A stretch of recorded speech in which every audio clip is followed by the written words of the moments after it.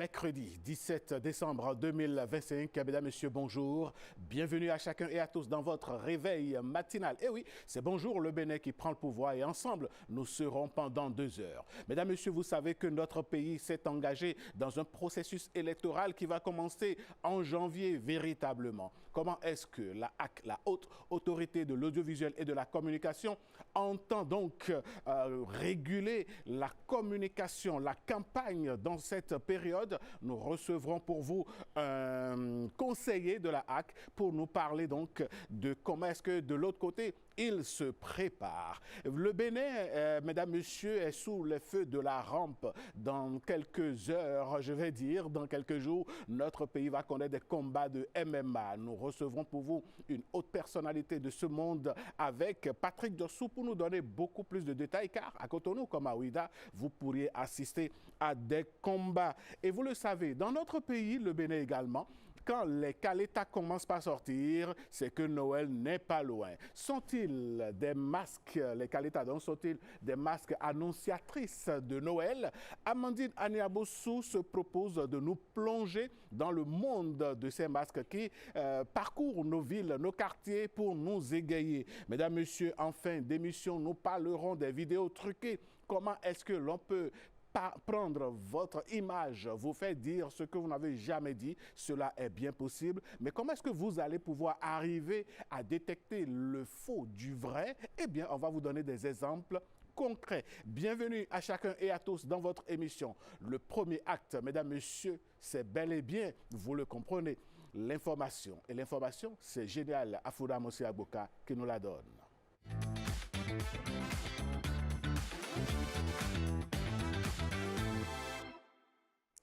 Très heureuse de vous retrouver, Madame, Monsieur. Bonjour et bienvenue dans ce 7 heures. À quelques semaines des élections communales, municipales et législatives, l'Union progressiste Le Renouveau passe à l'offensive. Oui, dans les 15e et 16e circonscriptions électorales, candidats et responsables politiques affûtent leur stratégie. Dernier réglage, message fort et mobilisation générale. Le parti se met en ordre de bataille avant l'ouverture officielle de la campagne. Blaise Adankpo pour les détails. En ordre de bataille, ils le sont. Les candidats du parti Union progressiste Le Renouveau sont fin prêts dans les 15e et 16e circonscriptions électorales. À quelques semaines des élections communales, municipales et législatives de janvier 2026, la haute direction politique du parti donne le ton. Dernière mobilisation générale avant l'ouverture officielle de la campagne. Rêvons pour le parti Union progressiste au renouveau d'être un parti qui règne sans partage sur le département du littoral, parce que le département du littoral est un département stratégique pour nous. Et donc pour nous, nous souhaitons avoir la majorité écrasante au niveau des députés et en même temps une majorité écrasante au niveau du conseil municipal. L'Union progressiste Le Renouveau entend investir le terrain avec une stratégie claire, aller à la conquête des électeurs. Il faut se lever, il faut mouiller le maillot, il faut convaincre les concitoyens, aller dans les maisons, aller dans les quartiers, rencontrer toutes les catégories socio-professionnelles pour leur parler de notre parti et pour obtenir leur confiance pour l'Union progressiste Le Renouveau. Un message visiblement bien reçu par les différents candidats. Dans les 15e et 16e circonscriptions électorales, 49 sièges sont à pouvoir pour les municipales et communales et 9 sièges pour les législatives. L'enjeu est de taille et la mobilisation aussi. Elle l'a fait, oui. Kate Sonon a repoussé toutes les limites. L'Amazone en chef a battu le record des 360 heures de cuisine. 15 jours de préparation qui lui permettent aujourd'hui de tracer les lignes du Bénin dans le grand livre des records du monde. Une victoire précédée d'une grande soirée que nous fait revivre ici. Scientifiquement, on regarde ensemble. Alors, après 15 jours et 15 nuits sans interruption, la chef Kate Sonon s'apprête à entrer dans l'histoire. Ce soir, elle va battre le record du plus long marathon culinaire au monde. Un record jusque-là établi à 14 jours et désormais dépassé. En attendant l'homologation officielle du Guinness World Records, ici ce soir, ce n'est pas seulement un record qui se joue, c'est toute une nation qui applaudit. Nous sommes avec un groupe de dames, elles sont venues soutenir la chef Kate Sonon. Alors madame, comment vivez-vous ce moment exceptionnel et que représente pour vous l'exploit que Kate est en train de réaliser? Nous, les femmes amazones de cette offre-là, nous sommes venus ici pour soutenir notre Amazone Kate Sonon, pour encourager tout ce qu'elle est en train de faire. Du courage à Faith. Merci. Merci à vous. Et ce n'est pas tout ici. Chacun soutient Kate Sonon à sa manière. Et juste derrière moi, vous allez le voir, on a un jeune homme, il s'appelle H. Et depuis le premier jour, il soutient à sa manière Kate. Alors H, comment allez-vous? Je vais bien et vous? Je vais bien. Vous êtes ici depuis le premier jour. Dites-moi comment ça se passe. Ça se passe bien, je pense. J'ai posé des questions, on disait qu'on partage 3 repas par jour. Mais il faut dire qu'il y a les gens qui restent ici toute la journée et d'autres se plaignent de l'odeur. Mais on s'en fout. On vient le soir, on s'amuse et puis voilà quoi. À votre bord, avec votre téléphone portable, on le voit, vous êtes tous les jours en live. En live. Je suis en live 2 fois par jour. En journée, dans l'après-midi et en soirée, de 21h à 2h, 3h du matin. Alors vous pouvez faire un live en direct là, en nous montrant, c'est la SRTB, c'est la télévision nationale. Tout le monde soutient Kate à sa manière. Alors, ça sera tout pour ce soir. On donne toute la force à Kate Sonon et à plus tard. Merci à Saint-Tige Quincon pour cette immersion. Et au-delà de cette ambiance, justement, de nombreuses personnalités étaient présentes à cette grande soirée pour assister à cette performance internationale. Immersion à présent dans les coulisses du marathon culinaire avec Rebecca Kenjaoundi. La délégation ministérielle. Délégation des ministres femmes qui sont arrivés ici pour féliciter et surtout encourager notre sœur, l'Amazone en chef, Kate Sonon, pour l'initiative qu'elle a prise, disons, de battre le record mondial de l'art culinaire. Donc nous sommes venus l'encourager, comme je l'ai dit. Nous sommes fiers d'elle. Une Amazone ne perd jamais le combat. Et nous nous demandons de poursuivre jusqu'au bout pour pouvoir vraiment battre ce record-là. Parce que nous apprenons qu'il y a d'autres aussi qui attendent pour battre le record et nous comptons sur elle pour relever le défi. Nous nous ferons le plaisir de l'accueillir et de l'accompagner pour la réalisation de son restaurant et que nous sommes ses partenaires, ses premiers partenaires et qui n'investissent pas le moindre franc sans passer nous voir. Alors Kate est incroyablement surprenante parce que c'est vrai qu'on l'a préparée pour pouvoir tenir pendant les 15 jours lors de ce marathon. Mais même si on préparait, on ne serait pas vraiment dans les conditions qu'on est aujourd'hui. Musculairement parlant, c'est elle. Déjà le premier jour, elle a travaillé de 21h30 jusqu'à au moins 7h, 8h, mais en soulevant, en restant debout, en soulevant les marmites, pardon, et en déplaçant tout. Elle marque l'histoire et on se demande justement qui est-elle, oui, qui est Kate Sonon, pourquoi ce désir de se lancer dans le Guinness Record. Amandine Aniamboso est allée à sa rencontre avant le démarrage du challenge. Elle parle de ses motivations et des dispositions prises pour remporter ce défi où l'endurance semble bien être un condiment. Je suis la chef Kate Sonon, jeune chef béninoise qui a étudié l'art culinaire en France, plus précisément Lyon. Déjà, j'ai suivi le parcours de la chef Ida Bassis qui m'a forcément inspirée à participer à ce challenge. Mais derrière, il y a l'amour et la passion du métier. Il faut forcément être passionné, avoir l'amour du métier pour envisager ce tel challenge parce que ce n'est vraiment pas facile. Rester plusieurs heures en cuisine à cuisiner. Je veux hisser le drapeau du Bénin sur la carte mondiale. Les plats béninois occupent une grande place dans ma vie parce que j'ai grandi au Bénin, je suis béninoise, des 2 parents béninois. Je suis fond, plus précisément d'Abomey. Déjà, il y a une préparation physique, je me prépare physiquement. Il y a des consultations régulières chez le psy, chez le cardiologue. J'ai une nutritionniste qui me suit régulièrement pour quand même me booster au niveau de l'alimentation et tout ça pour pouvoir tenir séjour. Sans prétention aucune, je suis quand même consciente de mes capacités. Je sais ce que je propose et ce que je vaux, donc je n'étais pas étonnée. Et vous venez de le prouver au monde entier. Merci à vous. Et on change de disque à présent au Bénin. La recherche scientifique franchit un nouveau cap. Un tout nouveau laboratoire dédié à l'innovation en santé des plantes et aux biotechnologies végétales vient d'ouvrir ses portes. Doté d'équipements de dernière génération et financé par Wave, ce laboratoire va permettre de protéger les cultures et renforcer la résilience de notre agriculture. William Choki pour le reportage. Avant même sa mise en service officielle, ce laboratoire a déjà pris vie. Ici, ces chercheurs testent, sélectionnent, observent. Ces essais pointus permettent d'identifier rapidement les pathogènes qui menacent les cultures, qu'il s'agisse de champignons, de virus ou d'insectes ravageurs. La science que nous faisons ne doit pas être une science seulement pour publier dans les journaux. La science que nous faisons doit pouvoir aider nos décideurs politiques à prendre des décisions idoines pour la sécurité alimentaire, mais surtout aussi pour la sécurité financière de nos populations.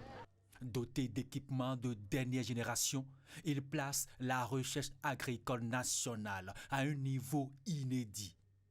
Analyse génétique, culture in vitro, détection ultra rapide des maladies. La précision scientifique rejoint enfin l'ambition nationale de moderniser l'agriculture. Ce laboratoire aussi va permettre au Bénin de pouvoir jouer son rôle dans la sous-région. Jouer son rôle parce que les maladies que nous combattons, les maladies des plantes, ne connaissent pas les frontières, elles ne connaissent pas la langue, l'anglais, le français, et il faut une approche régionale. Dans un contexte de dérèglement climatique de plus en plus marqué, ce laboratoire, financé par Wave, devient un outil stratégique.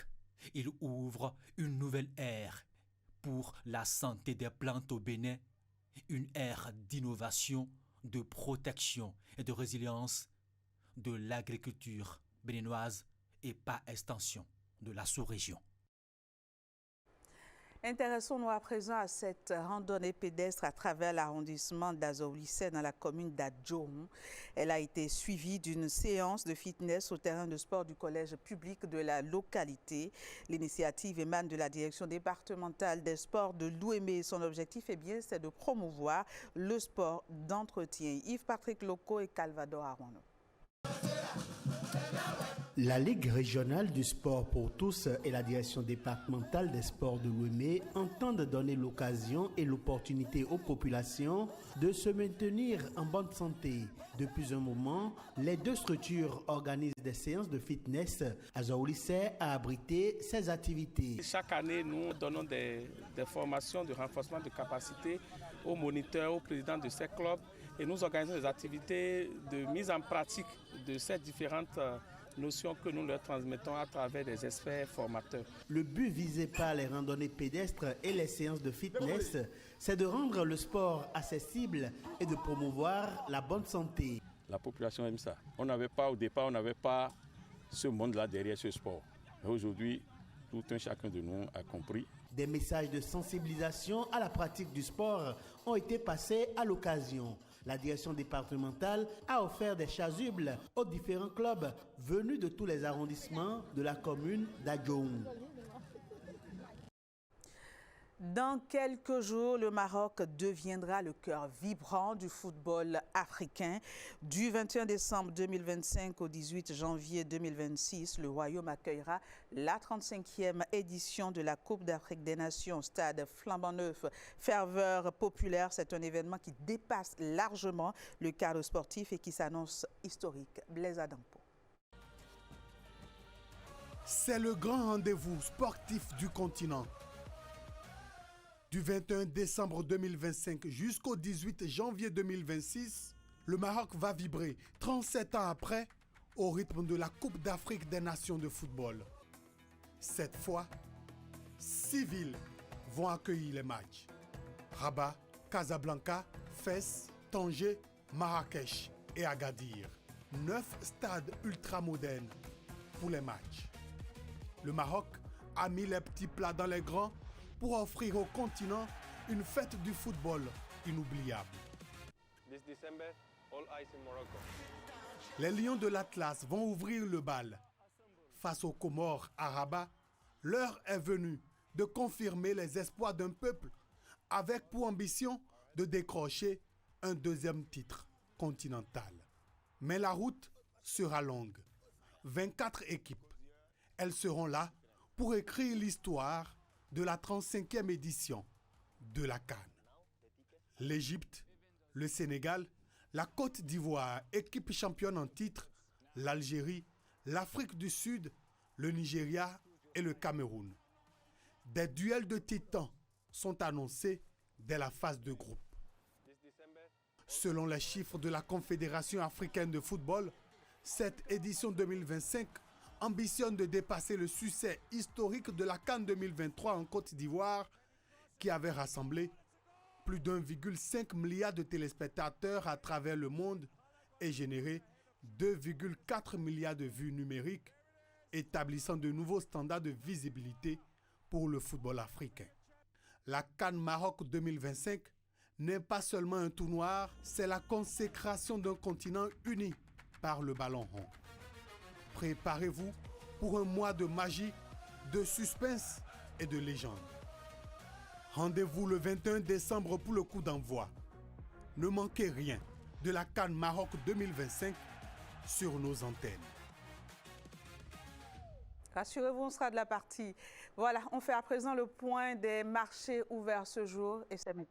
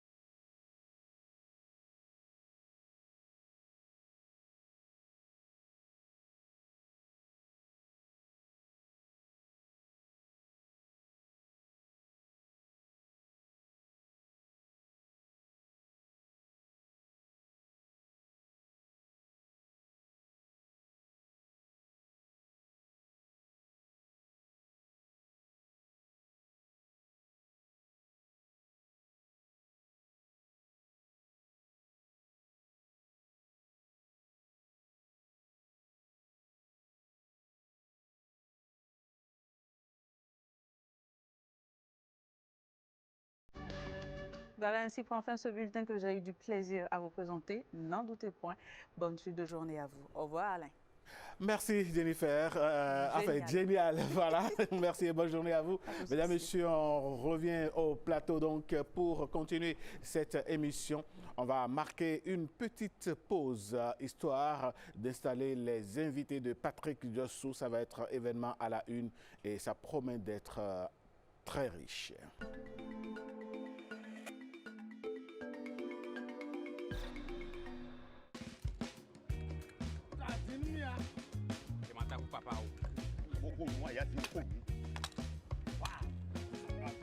Donne-moi ça.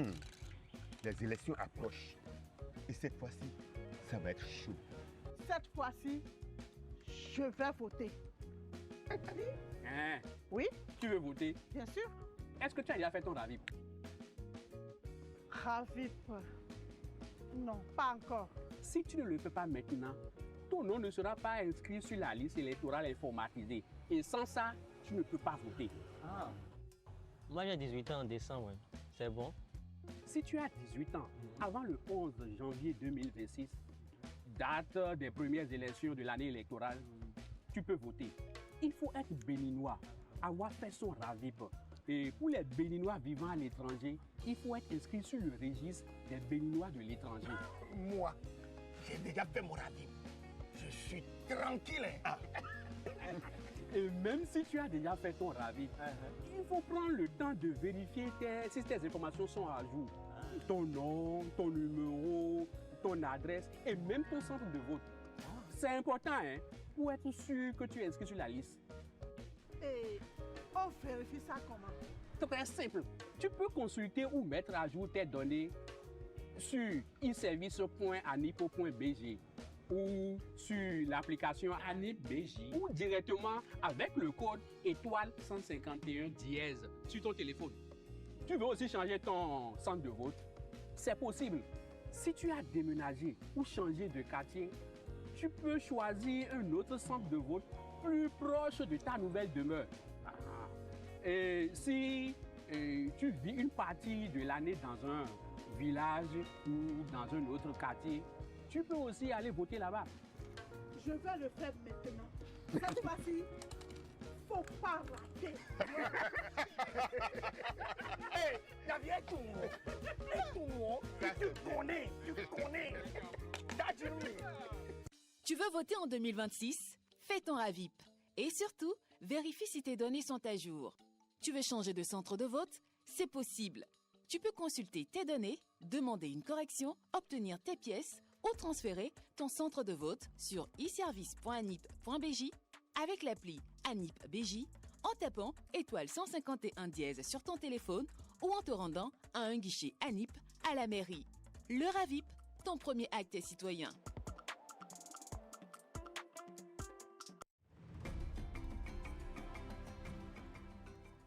Maux de tête, fatigue persistante, manque d'énergie. Et si votre corps vous envoyait des signaux d'alerte que vous ignorez, regardez bien votre urine.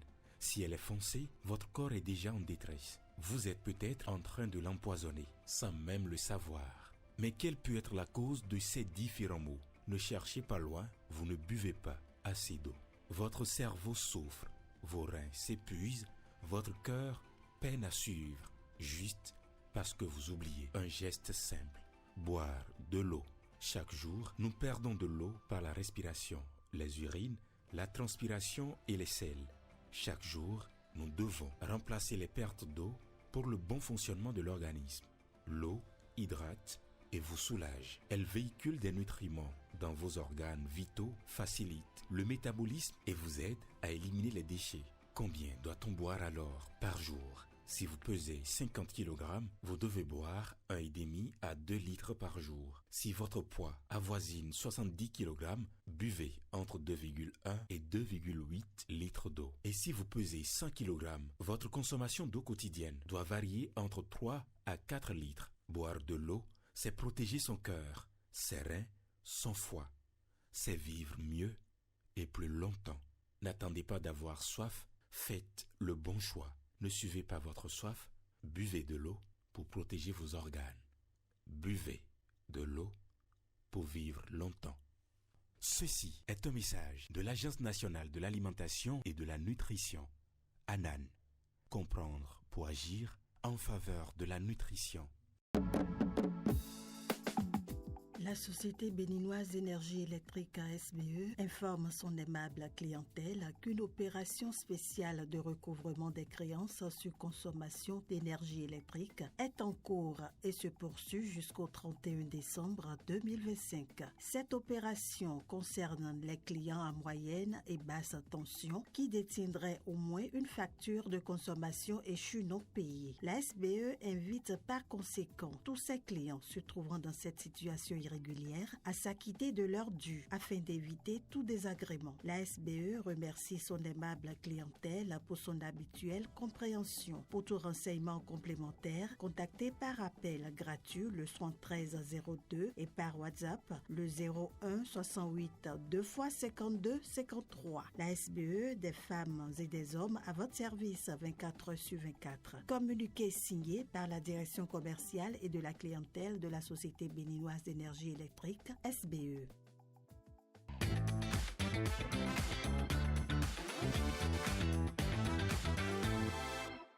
Les événements s'enchaînent en République du Bénin, ne se ressemblent pas. Le sport est roi ce matin avec Patrick Dossou. Oui, le sport est roi avec le PLF Africa qui installe le MMA comme l'événement phare pour le Bénin. Donc Cotonou sera la capitale du MMA.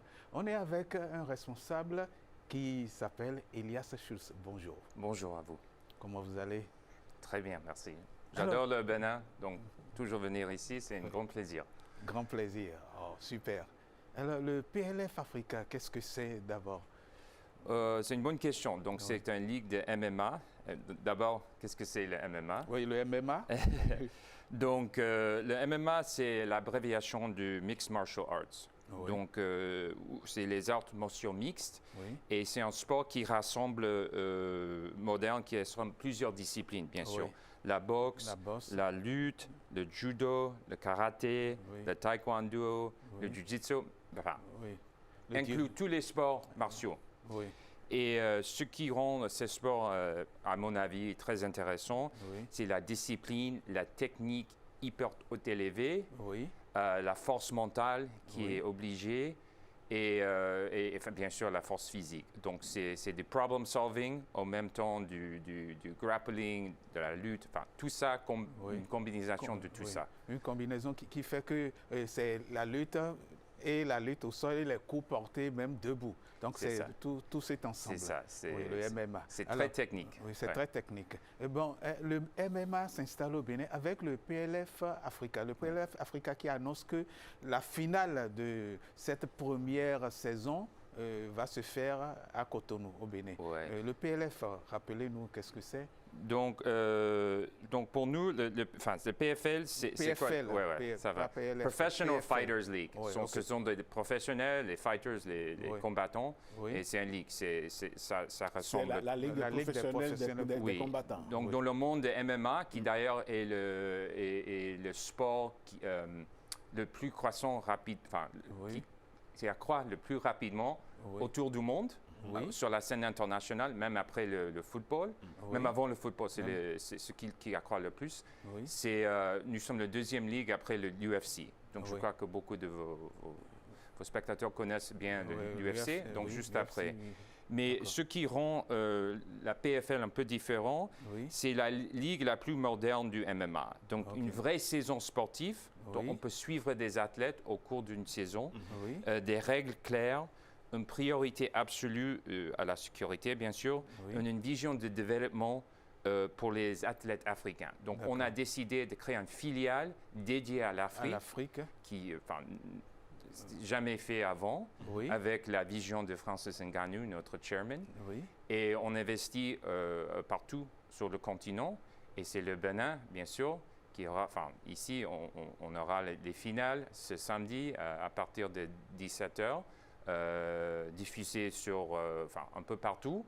Il y aura des watch parties, mais aussi ici au Dôme lui-même, on peut prendre un billet VIP, ou on peut aller au watch party à Ouida ou au Centre EA, nos partenaires à Centre EA. Donc c'est vraiment une célébration de l'athlétisme africain, mais juste ce sport sur l'échelle mondiale. D'accord. Alors, Elias Schulz, moi j'ai bien envie de vous demander, mais quelle place occupe le Bénin aujourd'hui dans le monde du MMA pour susciter l'intérêt au point d'être choisi pour organiser cette finale? C'est une bonne question. Donc, je trouve que le Bénin, tout récemment, s'est mis en tant que leader culturel en Afrique. Culturel, je dis culturel parce que le sport, c'est du culture. La musique, c'est du culture. Donc, même en ça, on a une intervention de musiciens pendant le match, pendant le combat lui-même. Donc on mélange un peu le sport et la musique. Et donc je crois que le Bénin sur le plan culturel est vraiment un leader, surtout en Afrique de l'Ouest, mais un peu partout. Donc on peut parler aux gens aux États-Unis, ils vont dire OK, Sierra, Sierra la musicienne, elle était ici. On a Ouida, je connais Ouida, un peu l'histoire d'esclavage, par exemple, qui est très important pour nous en tant qu'Américains. Donc, je crois que sur le plan culturel, est vraiment devant. Donc, on a fait ce partenariat avec le centre EIA, bien sûr, Léonard Talon, mais aussi le ministre de Sport, le ministre Dato, aussi un leader, et aussi avec le ministre du Tourisme. Donc, tout ça, on se rassemble pour mettre en avant le Bénin. Et bien sûr, il y a c'est Jean Dos Santos, un des meilleurs fighters, un des meilleurs combattants en Afrique de l'Ouest, même en Afrique. Donc il va combattre ce samedi contre un Nigérian et ça va être explosif, je vous jure. Et c'est le samedi prochain, justement. Ce samedi même, le 20. Le dôme du Sofitel. C'est le dôme du Sofitel. Mais vu que c'est un espace intime, on peut prendre des billets pour cet espace, mais aussi pour les watch parties. Donc avec une ambiance, avec la musique, le DJ. Les watch parties sont gratuits parce que c'est pour le peuple, pour la jeunesse surtout. Donc Centre EIA, watch party à partir de 17h et la Reine de Ouida, qui est magnifique. Donc la Reine de Ouida, beaucoup de gens vont rassembler. Sur ces deux sites-là, les compétitions sont... L'accès est gratuit pour les compétitions. Pour regarder, exactement, en live. Et puis, bien sûr, live sur Canal+, et je crois sur Benin TV en décalage. D'accord. Sur Benin TV en décalage. Je crois à partir de 21h30. Un petit décalage, mais aussi la même soirée quand même. D'accord. Donc le samedi prochain sera une soirée explosive à Cotonou et aux environs, au Bénin. Alors, je voudrais demander, est-ce qu'il y a quelque chose de particulier que vous voudriez dire au peuple béninois, qui a cette opportunité de voir ce spectacle, qui a cette grâce de recevoir ce grand spectacle? Bien sûr, c'est officiellement le plus grand événement de MMA organisé en Afrique. Le plus grand événement de MMA organisé en Afrique, oui, avec les meilleurs talents africains. Et sur l'échelle mondiale, ce sont des talents africains. Ils peuvent certainement faire ces mêmes combats aux États-Unis ou ailleurs. Et Cotonou va être au centre du sport mondial. Le temps d'une soirée, Cotonou devient la capitale africaine de MMA. Donc, c'est ça. Encore le mot... explosif. Ça va être explosif. Oh, merci. Merci à vous. Merci. Elias Schultz, vous êtes américain. Oui, je suis américain, mais depuis 15 ans, je travaille un peu partout en Afrique. Donc, comme ça, je connais déjà le Bénin. Je suis ici la première fois en 2008 même. Oh, OK. Et comment vous trouvez le Bénin actuellement? J'aime bien. J'ai des amis très proches béninois, bien sûr, en États-Unis. Mais j'aime bien la culture ici. C'est tranquille. Mais il y a aussi une force de développement qui est vraiment évident. Donc, j'aime bien la cuisine aussi. Super. Je suis content de venir aussi. Et vous confirmez que la culture béninoise est parmi les meilleures? Oui, surtout. Et parlant de cuisine béninoise, vous savez qu'il y a une béninoise qui relève aussi, donc qui a relevé le défi de préparer, de faire la cuisine en continu pendant 15 jours. Oui, j'ai vu ça, oui. Vous ferez peut-être un tour là-bas et goûter peut-être ces on a fait un petit tour culturel à Ouida avec nos équipes pour mettre ça sur social media. Donc, on a mangé la nourriture béninoise, on a fait un peu des temples de pitons. Vous avez reçu les pitons au cou. C'est pas mon truc, mais peut-être cette fois, je vais essayer. La dernière fois, c'était ma femme, quand on est venu ici il y a 2 ans. Elle l'a mis. Donc, elle est beaucoup plus courageuse que moi. La prochaine fois. La prochaine fois. Bon, ce n'est pas vraiment... Oui, c'est du courage, mais bon, ils sont inoffensifs. Oui, ils sont inoffensifs, je sais. Merci. Merci à vous. Merci à vous, Elias Schultz. Et merci pour ce passage et merci de confirmer que le Bénin est au sommet par rapport à la culture et que le Bénin sera la capitale du MMA le samedi prochain. Un rassemblement qui est vu de partout à travers la planète. Merci encore Merci. une fois, Elias Schulz. Alors, nous continuons cette émission, Alain. Bien sûr. Oui, et du sport, nous allons à quelque chose qui est aussi du sport. Parce que c'est du sport que de penser au Père Noël avec sa hôte, avec son sac. Et son traîneau aussi. Oui, et son traîneau, oui, c'est du sport aussi. Tout à Alors, fait. nous pensons au Père Noël, et pour pouvoir parler du Père Noël, aujourd'hui, nous faisons... On va pas recevoir un Père Noël, Non, mais on on va va recevoir pas- un Père qui va parler de Noël. Exactement, oui, c'est bien trouvé. Alors, nous allons parler de Noël, mais de quelque chose qui s'approche de Noël, les jouets qui sont utilisés durant la fête pour donner du piment aux enfants, pour que les enfants puissent avoir quelque chose en main, qu'ils puissent avoir un jeu, qu'ils puissent avoir un cadeau. Mais qu'est-ce que c'est le jeu? Qu'est-ce que c'est le jouet? Qu'est-ce que c'est ce cadeau qu'on a pour Noël? Il va nous en parler. Il est un coach familial, un coach en développement familial, un coach en développement scolaire. On l'appelle Fulgence Gbetoho Awangonu. Bonjour Fulgence. Bonjour Monsieur Patrick. Bonjour Monsieur Sotou. Bonjour, Monsieur Awangonu, un plaisir de vous retrouver. C'est un plaisir renouvelé pour nous. Alors, vous ferez l'effort de parler un peu plus fort. Oui, comme ça, plaisir renouvelé. Merci. Alors, Fulgence, quand on parle de jeu, qu'est-ce que c'est? On passe du jeu au jouet. Le jeu, qu'est-ce que c'est? Merci à vous, Monsieur Patrick. Le jeu, c'est une activité organisée au nom qui a pour but de produire du plaisir aux enfants. Ça Oui. procure du plaisir aux enfants. Mais il faut aussi reconnaître que le jeu est le moteur de développement de l'enfant. D'accord. Parce qu'à travers le jeu, ils font beaucoup de choses. C'est le moteur de développement. Mais c'est beaucoup plus pour le plaisir. Ça leur donne du plaisir et ça leur procure vraiment beaucoup de plaisir. Ok. Alors, le jeu, du jeu au jouet. Le jouet, qu'est-ce que c'est? Merci à vous. Le jouet, c'est un outil qui fonde le jeu. Attention, D'accord. on peut faire des jeux sans utiliser un jouet. Quand on dit jeu de cache-cache, on n'utilise pas de jouet. Oui, d'accord. Donc, mais le jeu parfois fonde, le jouet parfois fonde le jeu. Donc c'est un outil qui fonde vraiment le jeu et qui amplifie parfois le plaisir et qui amplifie aussi un certain nombre d'habiletés que les enfants vont développer au cours du jeu. Alors, quels sont selon vous les critères qui entrent en ligne de compte pour le choix des jouets pour les enfants africains, prioritairement? Alors, vous savez, lorsque Noël arrive et que je vois les gens acheter des jouets souvent, dans la majorité des cas, ça me fait, excusez-moi l'expression, ça me fait rire, mais je dis que c'est un manque d'information. Parce que parfois, la majorité de ce qu'on achète n'est pas utile aux enfants. D'abord, quand on parle de jouets, il faut d'abord des principes, mais c'est une question d'âge parfois. Oui. D'abord, le jouet, il faut que ça soit inoffensif, c'est très important. Oui, jouer inoffensif. Inoffensif. Premier critère. Premier critère. Il faut que ça soit réalisé avec des objets durs, parce que quand ça se fracasse, il ne faut pas que ça se fracasse en 1000 morceaux et que ça peut blesser l'enfant. Donc, ça doit être dur, inoffensif. Un objet sec qui se fracasse devient tranchant. Tranchant, parfois, exactement. Pour dur. Donc, il faut aussi que ça n'ait pas des bords coupants. Parce que vous savez, les enfants s'amusent, quand les bords sont coupants, ils peuvent mettre la main et ils auront des blessures. Oui. Mais ce qu'il faut retenir, qui est très, très, très important, j'insiste là-dessus, quand vous achetez un jouet, 90% du jeu que produit le jouet doit venir de l'enfant.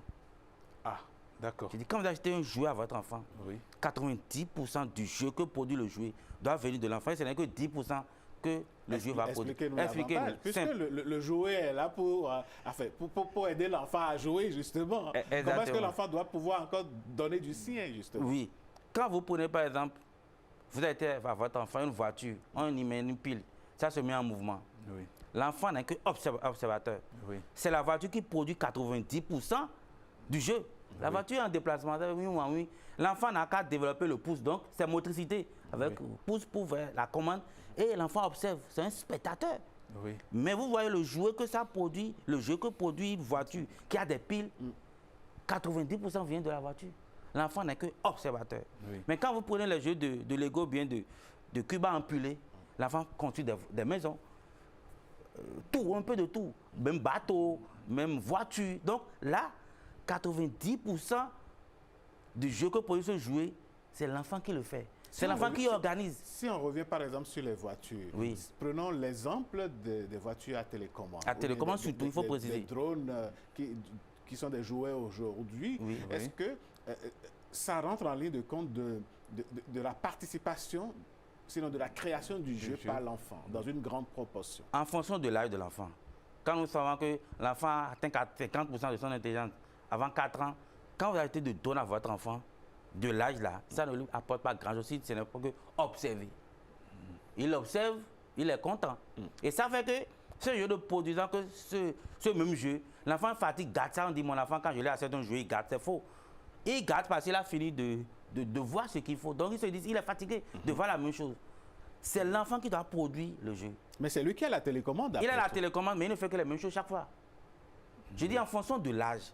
Il fait les mêmes choses chaque fois, il regarde et puis c'est ça et puis c'est fini. Et ça l'excite de voir ça en l'air. Et après. Mais quand il prend un jeu de cube qui va empiler, s'il construit une maison aujourd'hui, c'est que demain il peut conduire un bateau, il peut construire une voiture. C'est beaucoup plus cognitif. Oui. Ça le fait réfléchir, oui, à réfléchir, à imaginer créer, et à créer. Il y a une grande créativité dans cet outil-là. Et c'est ça qu'il faut privilégier quand on achète les jeux à nos enfants. Privilégier la créativité. La créativité. Mais certains diront que la créativité, excusez la répétition, est produite par l'enfant lorsqu'il se retrouve aussi avec un revolver qui lui permet de lancer de l'eau. Alors, vous savez, quand ça lui permet de lancer de l'eau, l'eau est quand même, c'est inoffensif. Oui. On ne peut pas. Mais attention, on pourrait dire dans une certaine mesure. Dans une certaine mesure. Attention, quand l'eau, il y a une odeur, ça c'est autre chose. On n'en parle pas.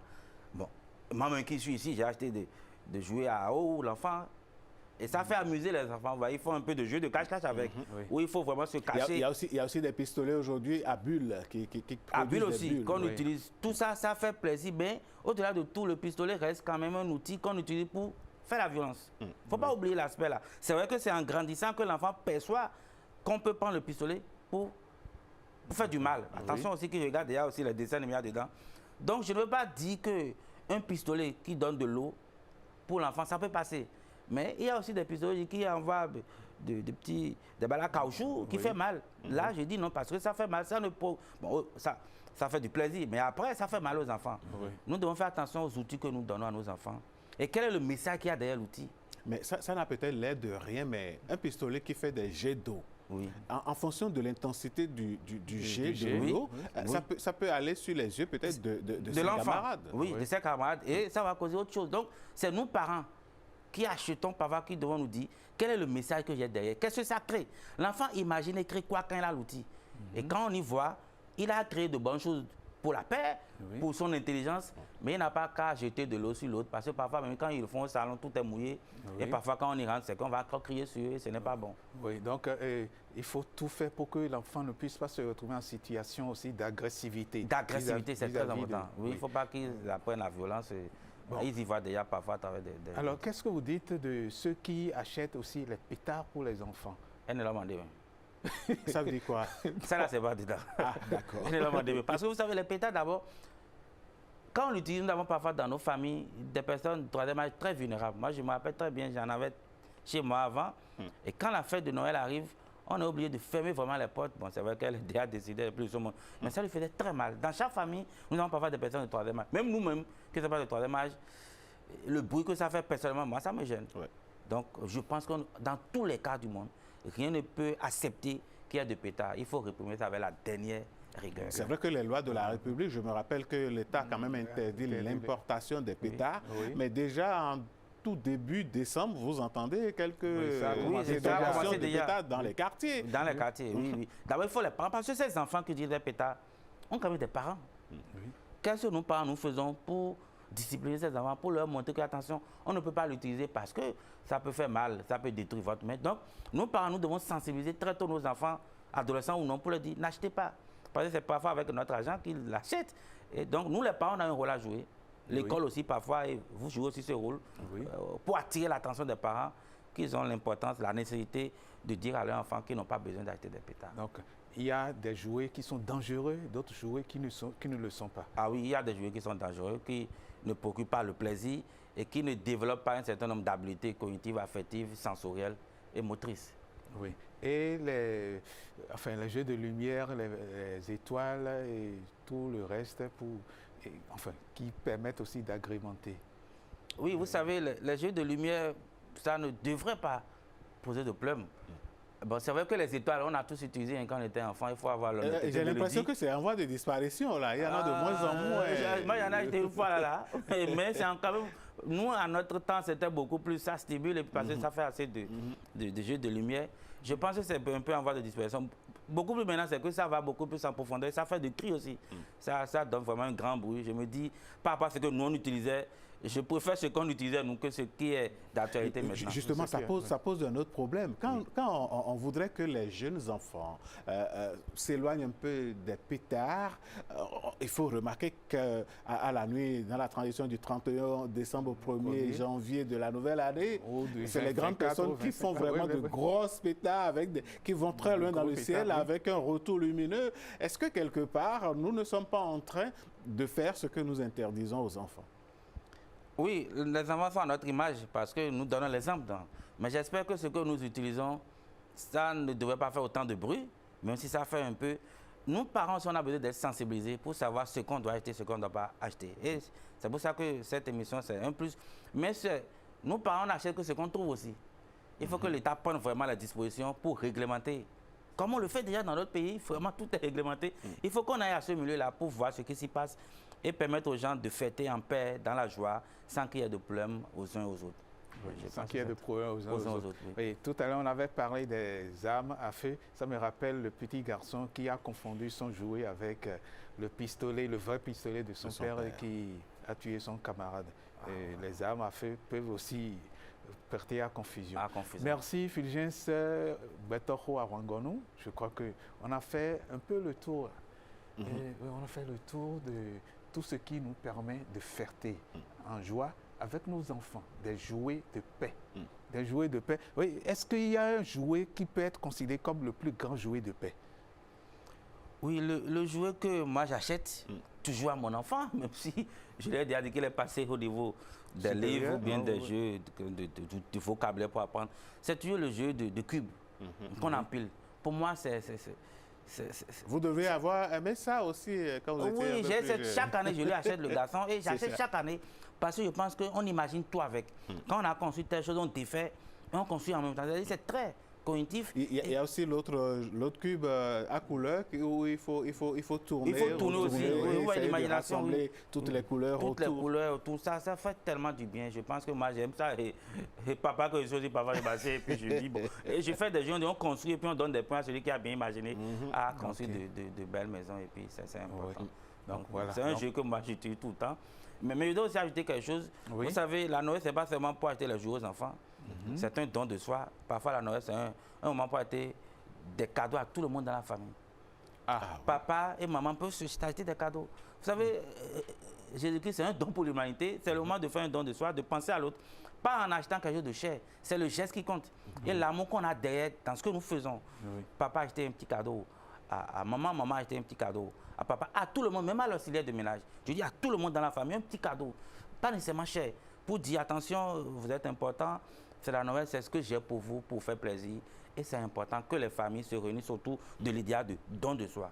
On donne une partie de soi pour montrer à l'autre. Effectivement, quand Noël arrive, on pense jouer, on pense cadeaux, on ne pense qu'aux enfants. Les adultes sont parfois exclus. Comme je dis à mes enfants, moi je suis enfant de quelqu'un, il faut me laisser en paix. Bon, si vous êtes enfant de quelqu'un, que ce quelqu'un-là vous fasse cadeau, alors. Ils ne sont plus de ce monde.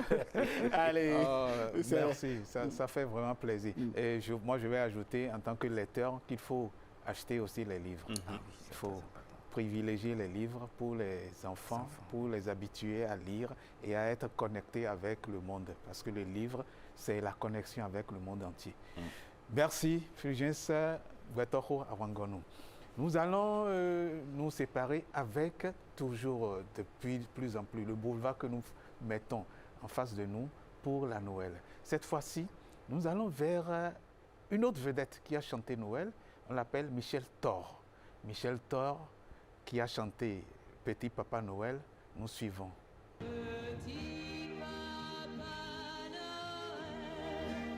Petit Papa Noël, chanté par Michel Thor.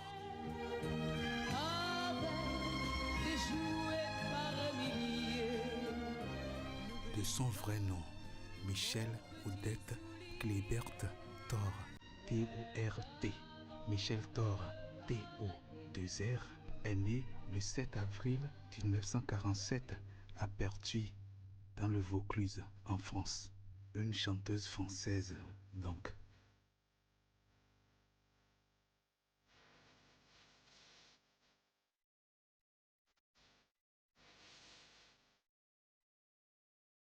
Elle commence sa vraie carrière professionnelle en 1960.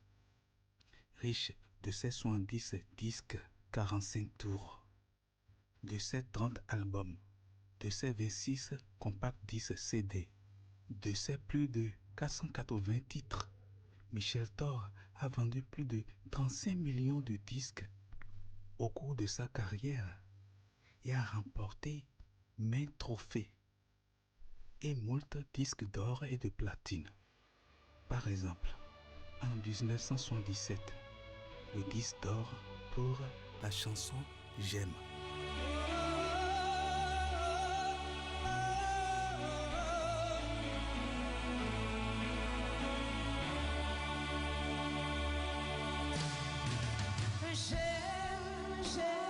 J'aime la chanson que tu me chantais souvent. L'année suivante, en 1978, le disque d'or pour la chanson Emmène-moi danser ce soir. Emmène-moi danser ce soir, joue contre joue et serré dans le noir.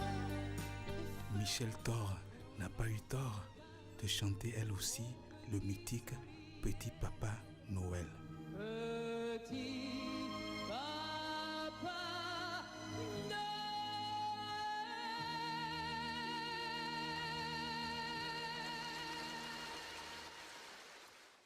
Si en Europe ou un peu partout dans le monde, Noël est annoncé par Petit Papa Noël, chanté justement par Michel Thor dans cet élément de Patrick Dossou, au Bénin et dans quelques autres contrées ouest-africaines, les Kaletas sont des masques annonciatrices de Noël sous nos cieux. On en parle avec Amandine Ndiabossou et on l'installe, notre princesse, avec cette virgule.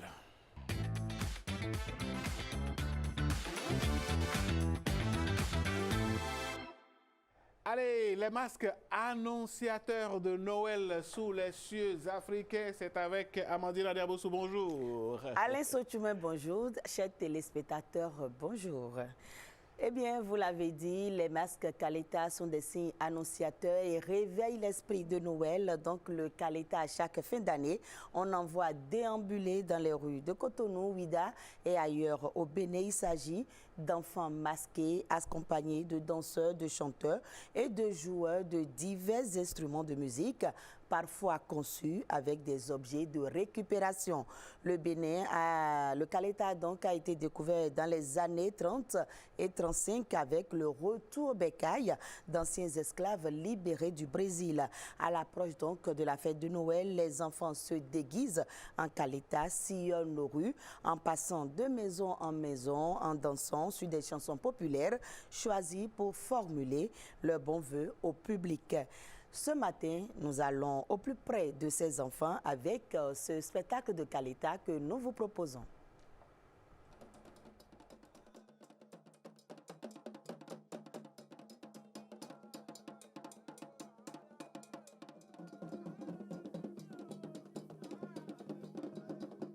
Kaleta, c'est un masque de chez nous, un masque traditionnel qui représente le patrimoine culturel immatériel. C'est un masque qui sort dans la période de Noël et qui passe de vent en vent, de maison en maison pour donner la joie au cœur. Voilà, et tout le monde apprécie ça. Selon la tradition, dans la période de Noël, Kaleta a rapport avec la joie, l'optimisme, tout ce qui donne la joie au cœur aux populations. Donc c'est pour ça que ça accompagne la période de décembre, Noël et janvier.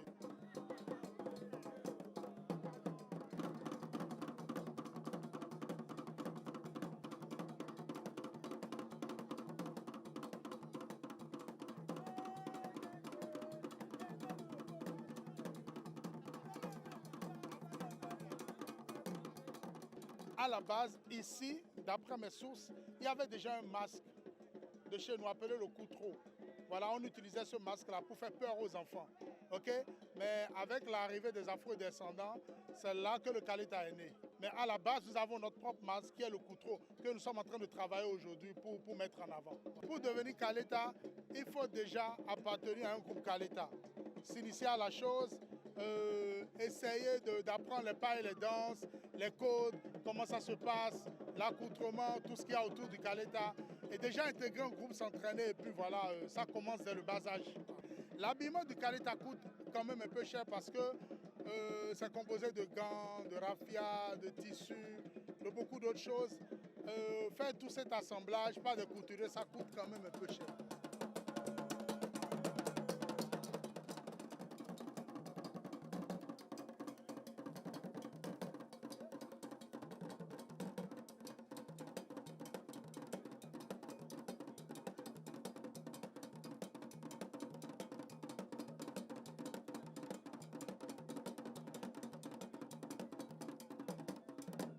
On ne voit plus de Kaleta dans les rues aujourd'hui parce que cette tradition est en train de se perdre. Et cette tradition est en train de se perdre parce que tous les enfants ont délaissé. Il n'y a pas de transmission. On ne voit plus cette transmission.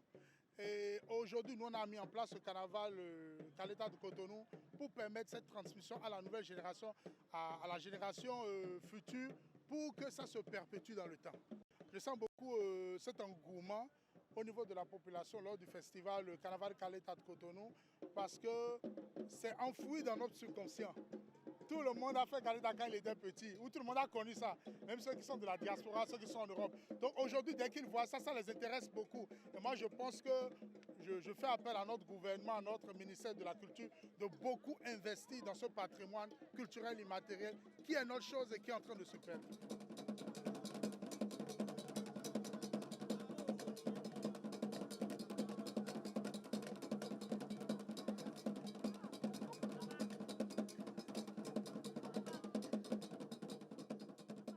Aujourd'hui, j'entends dire que dans le groupe Kaleta, on ne voit que des enfants voyous, que c'est pour les voyous. Non, moi je dis c'est faux.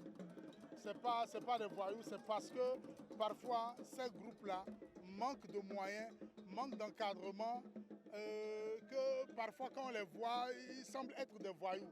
Sinon, c'est des jeunes qui se mettent ensemble, qui apprennent beaucoup de choses, qui apprennent à danser, à chanter, pour donner la joie au cœur.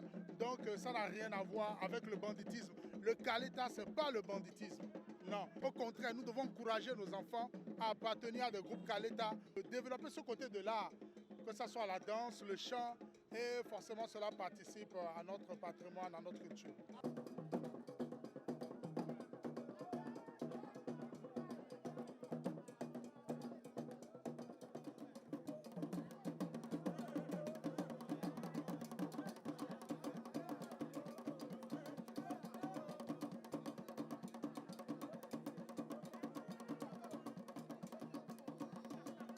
Kaleta, d'abord, c'est une identité, c'est la culture béninoise. Donc, il faut en savoir plus. Donc, je suis là pour savoir, pour connaître, pour voir au moins comment les Kaleta dansent, comment ça se passe. Ce que les gens pensent de Kaleta, ce n'est pas ce que je vois. Les Kaleta, voilà, c'est la culture, c'est la danse, c'est le spectacle, c'est un peu de tout. Et vraiment, je suis sidéré quand même. Les Kaleta, c'est une bonne chose. C'est une bonne chose, c'est une piqûre qui donne une distraction pendant la fête.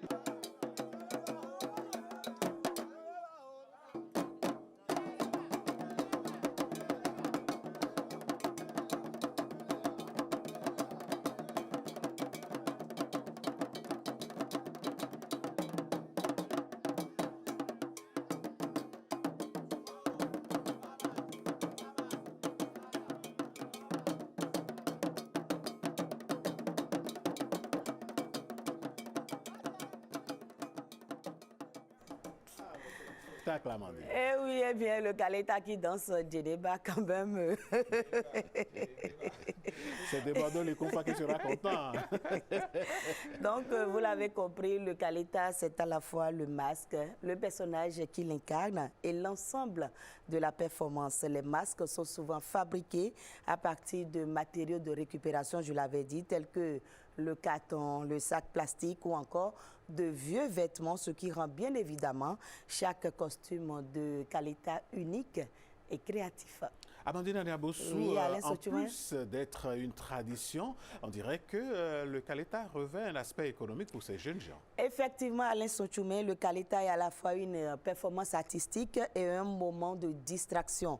Mais il n'est pas que ça. Il renforce les liens sociaux au sein des quartiers et développe le sens du partage et de la solidarité entre les enfants. À la fin de chaque prestation, les enfants entendent des chansons de remerciement. Le Kaleta, le porteur de masque, danse à nouveau quand on lui donne de l'argent pour exprimer la gratitude du groupe envers le donateur.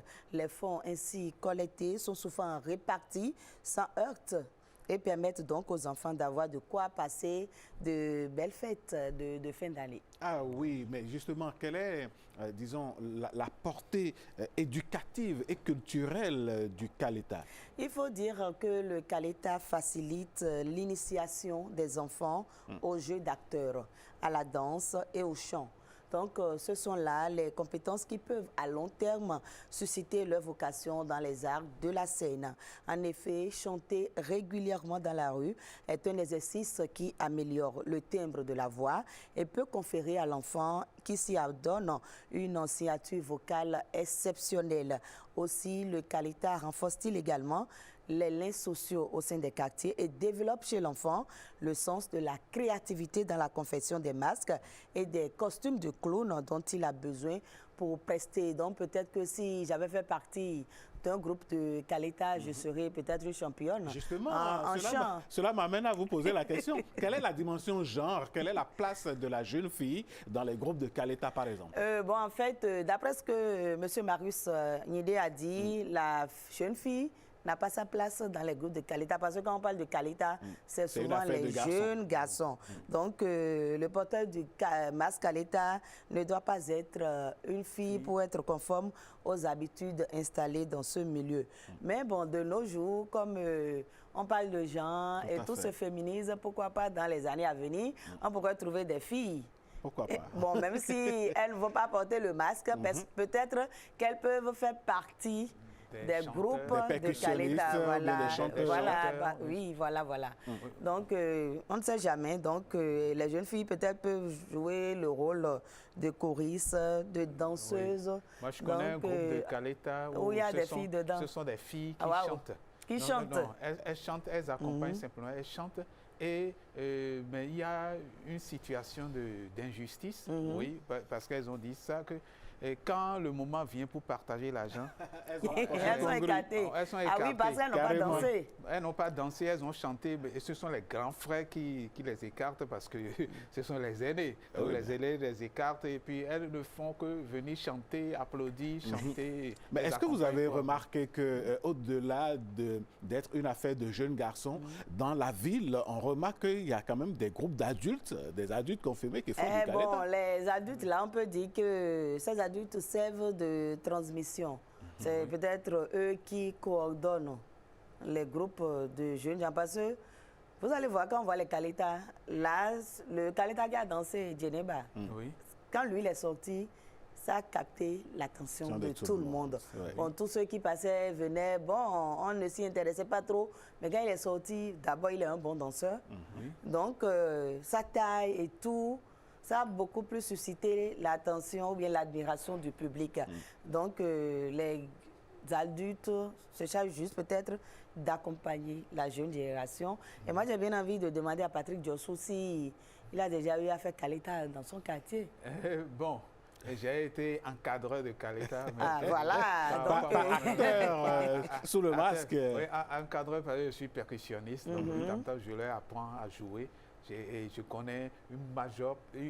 connaissais une majorité des chansons. Je dis que je connaissais parce que maintenant il y a eu de l'évolution. Ce ne sont plus les anciennes chansons qui sont exécutées. Et je me plais même que des artistes récupèrent les chansons de Kaleta pour pouvoir les chanter. Quand Toron chantait Agassa, Doméano, c'est une chanson pour Kaleta. C'est une chanson pour Kaleta. Comment ça se passait avec vous en son temps, l'encadrement des jeunes enfants? C'est pas facile? Non, ce n'est pas facile. En fait, moi, l'encadrement, c'est parce que tout le monde savait que je savais jouer à la percussion. Donc, c'était ça l'aura qui me permettait d'aller vers eux. Donc, quand, ou pas d'aller vers eux, qu'ils viennent vers moi. Quand ils viennent, donc, les tam-tams, entre parenthèses, les tam-tams de l'église parfois. Donc, oui, donc, on les prend. Vous allez prendre les tam-tams de l'église pour faire Kaleta. Non, non, les tam-tams ne vont pas faire du Kaleta, mais les tam-tams servent à apprendre aux enfants à jouer. Faire des répétitions. À faire des répétitions. Donc, on leur apprend à jouer d'abord le gong, maraca et castagnette. Ensuite, le tam-tam même, les tam-tams, les petits tambours, et comment combiner pour que le son soit agréable. Mais ce n'est pas que chacun joue la même chose, non. Chacun, c'est une question-réponse. Il y a des tam-tams qui doivent servir de base, d'autres qui servent de petites percussions, etc. Donc, chaque tam-tam a son registre. Quand on dit Kaleta, Kaleta, bon. Oui, Kaleta, mon keke, bon. Kaleta, bio, kanami, Kaleta, bio, oui, c'est ça. Ma cliente qui danse mais qu'est-ce qui explique aujourd'hui la rareté des groupes Kaleta dans nos villes? J'ai posé la question au monsieur, bon, il nous a dit en fait qu'aujourd'hui, tout se modernise d'abord. Oui. Les parents n'aiment plus laisser leurs enfants. Mais est-ce que les enfants aussi sont intéressés vraiment par ces masques-là? Il faut connaître déjà ce masque. Aujourd'hui, avant, déjà, début décembre, c'est que vous en trouvez un peu partout dans les rues. Aujourd'hui, que dans la ville de Cotonou, vous prenez la ville de Cotonou, c'est des Kaleta solitaires que vous trouvez. Tout à fait, il y a ce Kaleta, phénomène. il est seul, il n'y a même pas d'accompagnateur, il est là. Il se promène, parfois même pour demander. Il cherche même une buvette, et c'est au son de la musique qu'on joue dans la buvette que le Kaleta danse. Après, il te tend la main. Est-ce que quelque part, Amandine Aniabossou, on n'est pas en train d'assister, Patrick Dessous, à une, disons, désocialisation, entre griffes, si le mot existe, des groupes Kaleta? Comment on peut avoir un Kaleta solitaire? Il y a un problème. Il y a un problème. C'est parce que petit à petit, en fait, je ne mets pas la faute sur les enfants. Ce sont les parents qui ont appris à dire que le voisin n'est pas bon. Il est mauvais. Il ne faut pas aller chez lui. Il ne faut pas aller vers le voisin. Donc, on garde son enfant. On l'emprisonne pratiquement. On préfère lui acheter un jouet. Et puis, quand il va vers les enfants du voisin, ce n'est pas bien. Ce n'est pas bien. Tu es en train de camarade. Oui, de la mauvaise compagnie. En fait, ce n'est pas de la camaraderie, c'est mauvaise compagnie. Donc, quand on pousse l'enfant, quand on met l'enfant déjà dans cette idée, l'enfant lui-même se retire, il se renferme dans son cocon. Oui. Il ne veut pas aller vers les autres enfants. Donc, ce sont les parents qui ont créé. Oui, les parents ont créé. Il faut dire que c'est en train de changer un peu cette rareté des Kaleta dans nos villes. Et c'est justement pour ça que le carnaval de Cotonou a été initié, au moins pour rassembler ces Kaleta-là en un point et permettre aux populations de voir. C'est pas ça, on ne se fait pas seulement à Cotonou. Je crois à Ouida également, il y a un carnaval pendant ces périodes de fête. Je pense que c'est un filon sur lequel la DAC et le ministère de la Culture... Et justement, avec le festival des masques qui a été initié, je crois, c'est une occasion pour révéler tout ce qu'on a comme masque au Bénin. Donc, ça ne va pas se perdre. Le Kaleta sera toujours notre patrimoine culturel. On l'aura toujours pendant les périodes de fête de fin d'année. Donc, le Kaleta sera toujours là. Et je vous le confirme, pour le festival des masques, il y a un stand sur lequel j'étais allé à Porto-Novo où il y avait des Kaleta. Et ils ont créé un Kaleta spécialement pour le festival des masques. Oui, pour dire que ce n'est pas une répétition des autres masques, c'est un masque typiquement béninois, typiquement africain d'abord, ensuite typiquement béninois. Oui, Alain Sodieu. Pour conclure, je dirais que plus qu'un divertissement, le Kaleta est le reflet d'une culture vivante qui perdure au fil des années et se transmet de génération en génération. Donc, si vous passez au Bénin ou à Cotonou pendant les fêtes de fin d'année, On vous conseille d'ouvrir l'œil et de bien tendre l'oreille pour ne manquer sous aucun prétexte ces spectacles inoubliables de Caleta qui marquent la fin d'une année et le début d'une autre. Et justement, quand le temps vient pour le Caleta de s'en aller et de clôturer son spectacle, il y a un chant mythique qui est chanté.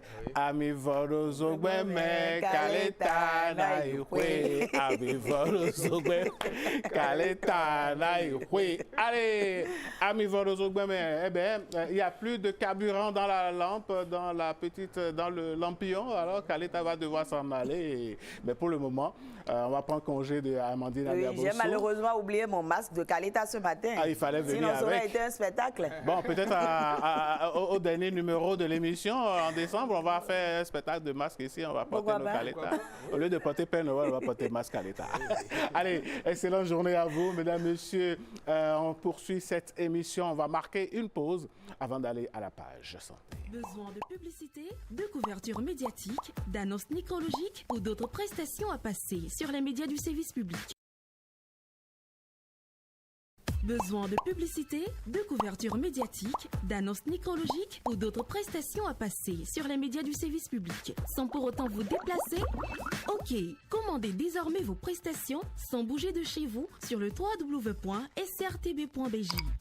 Passez commande en toute sérénité et gagnez du temps en cliquant sur le menu e-service. Choisissez la prestation à payer et suivez les instructions. Infoline plus 229 01 69 70 55 55.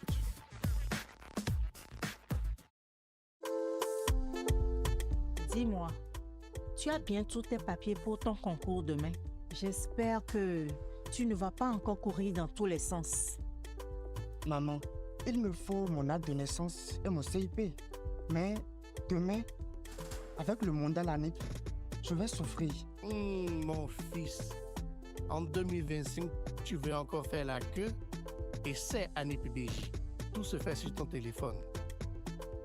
Besoin d'un document officiel? ANIP BJ, c'est l'administration sans stress où que vous soyez. Attends, je peux retrouver mon NPI, demander mon CIP, mon FIG, mon acte de naissance et même faire la demande de ma carte d'identité biométrique et choisir le lieu de retrait. Et tout ça sans passer des heures sous le soleil devant un guichet?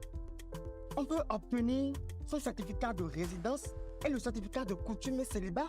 On peut même consulter les aptitudes des données et soumettre une demande de correction en cas d'erreur. ANIP BJ, c'est simple, rapide et efficace. Plus besoin de vous déplacer. Vos documents vous suivent partout. Attends. Moi, je veux être sûr que ce CIP est bien un vrai. On parle tellement de fraude ces derniers temps que je ne veux pas avoir de mauvaises surprises. Papa, c'est super simple. Ouvre ANIP BJ et lance la vérification de ton CIP.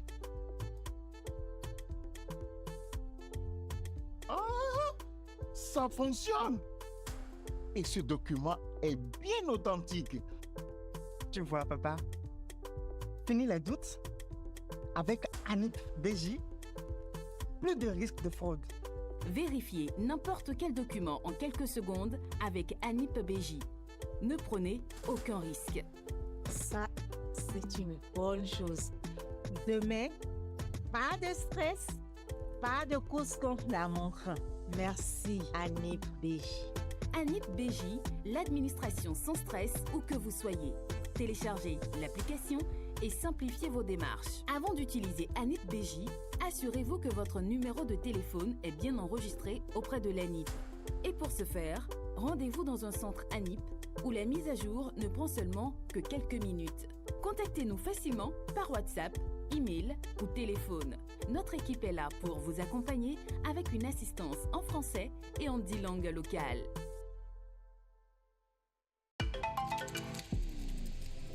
Les installations sont en promotion. Rendez-vous en boutique Canal+ ou contactez votre vendeur Canal Box.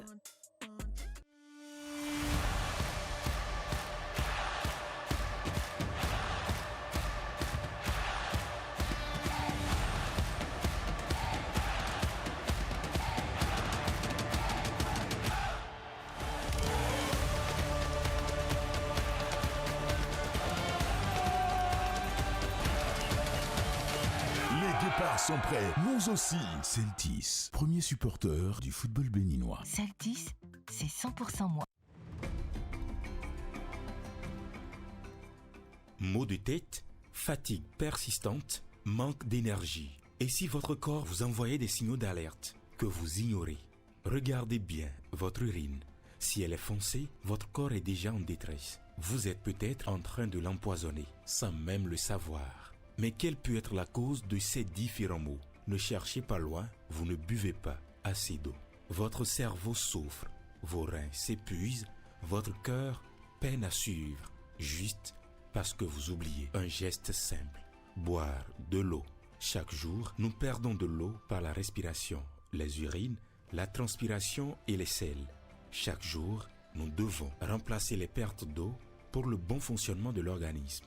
L'eau hydrate et vous soulage. Elle véhicule des nutriments dans vos organes vitaux, facilite le métabolisme et vous aide à éliminer les déchets. Combien doit-on boire alors par jour? Si vous pesez 50 kg, vous devez boire 1,5 à 2 litres par jour. Si votre poids avoisine 70 kg, buvez entre 2,1 et 2,8 litres d'eau. Et si vous pesez 100 kg, votre consommation d'eau quotidienne doit varier entre 3 à 4 litres. Boire de l'eau, c'est protéger son cœur, ses reins, son foie. C'est vivre mieux et plus longtemps. N'attendez pas d'avoir soif, faites le bon choix. Ne suivez pas votre soif, buvez de l'eau pour protéger vos organes. Buvez de l'eau pour vivre longtemps. Ceci est un message de l'Agence nationale de l'alimentation et de la nutrition, ANAN. Comprendre pour agir en faveur de la nutrition. La Société béninoise d'énergie électrique SBE informe son aimable clientèle qu'une opération spéciale de recouvrement des créances sur consommation d'énergie électrique est en cours et se poursuit jusqu'au 31 décembre 2025. Cette opération concerne les clients à moyenne et basse tension qui détiendraient au moins une facture de consommation échue non payée. La SBE invite par conséquent tous ses clients se trouvant dans cette situation irrégulière à s'acquitter de leurs dus afin d'éviter tout désagrément. La SBE remercie son aimable clientèle pour son habituelle compréhension. Pour tout renseignement complémentaire, contactez par appel gratuit le 7302 et par WhatsApp le 01 68 2 x 52 53. La SBE des femmes et des hommes à votre service 24/24. Communiqué signé par la direction commerciale et de la clientèle de la Société béninoise d'énergie électrique SBE.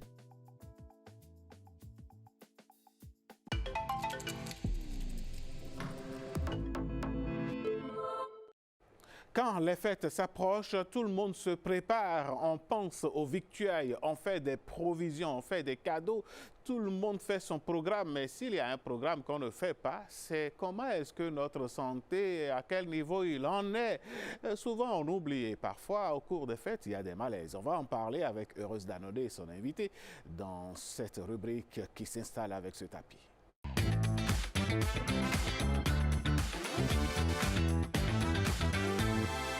Madame Danonde, bonjour. Monsieur Sochoum, comment vous portez-vous ce matin? Ça va super bien. Et parfait. Vous? Je me porte également très bien. On a décidé ce matin de parler des malaises et des fêtes. Bien sûr, parce que à tout vent, on accuse à tort et à travers, je dirais, les AVC.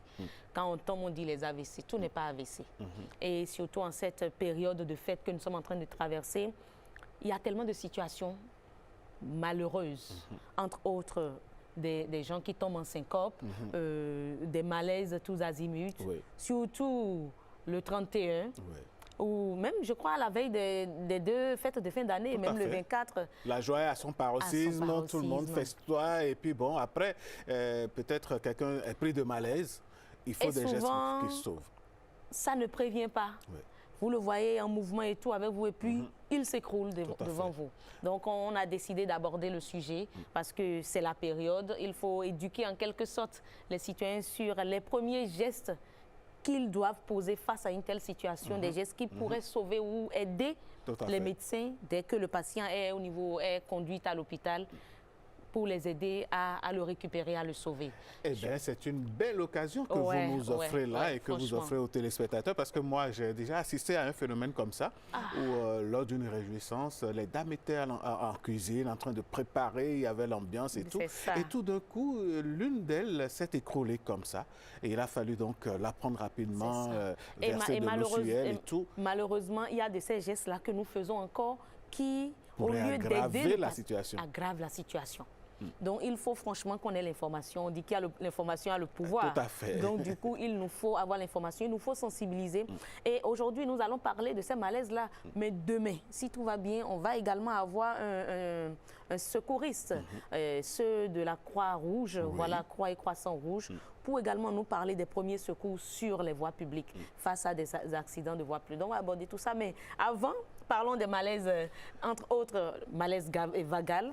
Nous allons suivre ce que c'est que le malaise vagal, que c'est que le malaise vagal, qu'est-ce qui cause cela et comment on pourrait l'éviter. On suit ça dans cette petite capsule que nous vous invitons à suivre.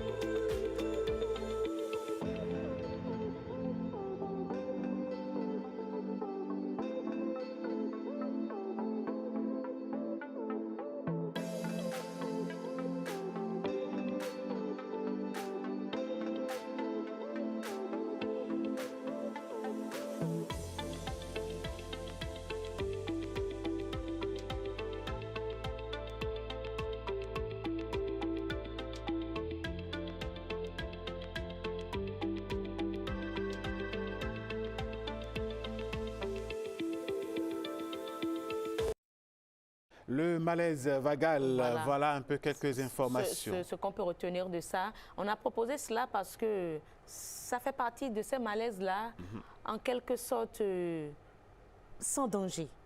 Quelles que soient les complications, un peu comme on a vu également en temps normal, c'est sans danger. Et nous-mêmes, nous pouvons aider le patient. On a vu les positions qu'on pourrait l'aider à adopter pour récupérer rapidement. Mais il y a d'autres malaises. Il y a d'autres malaises et ça, c'est ce qu'on va essayer de démontrer ici avec un mannequin. Pas un mannequin. Disons une cible, quelqu'un qui va nous servir de modèle. C'est ça, un humain qu'on aura tout à l'heure.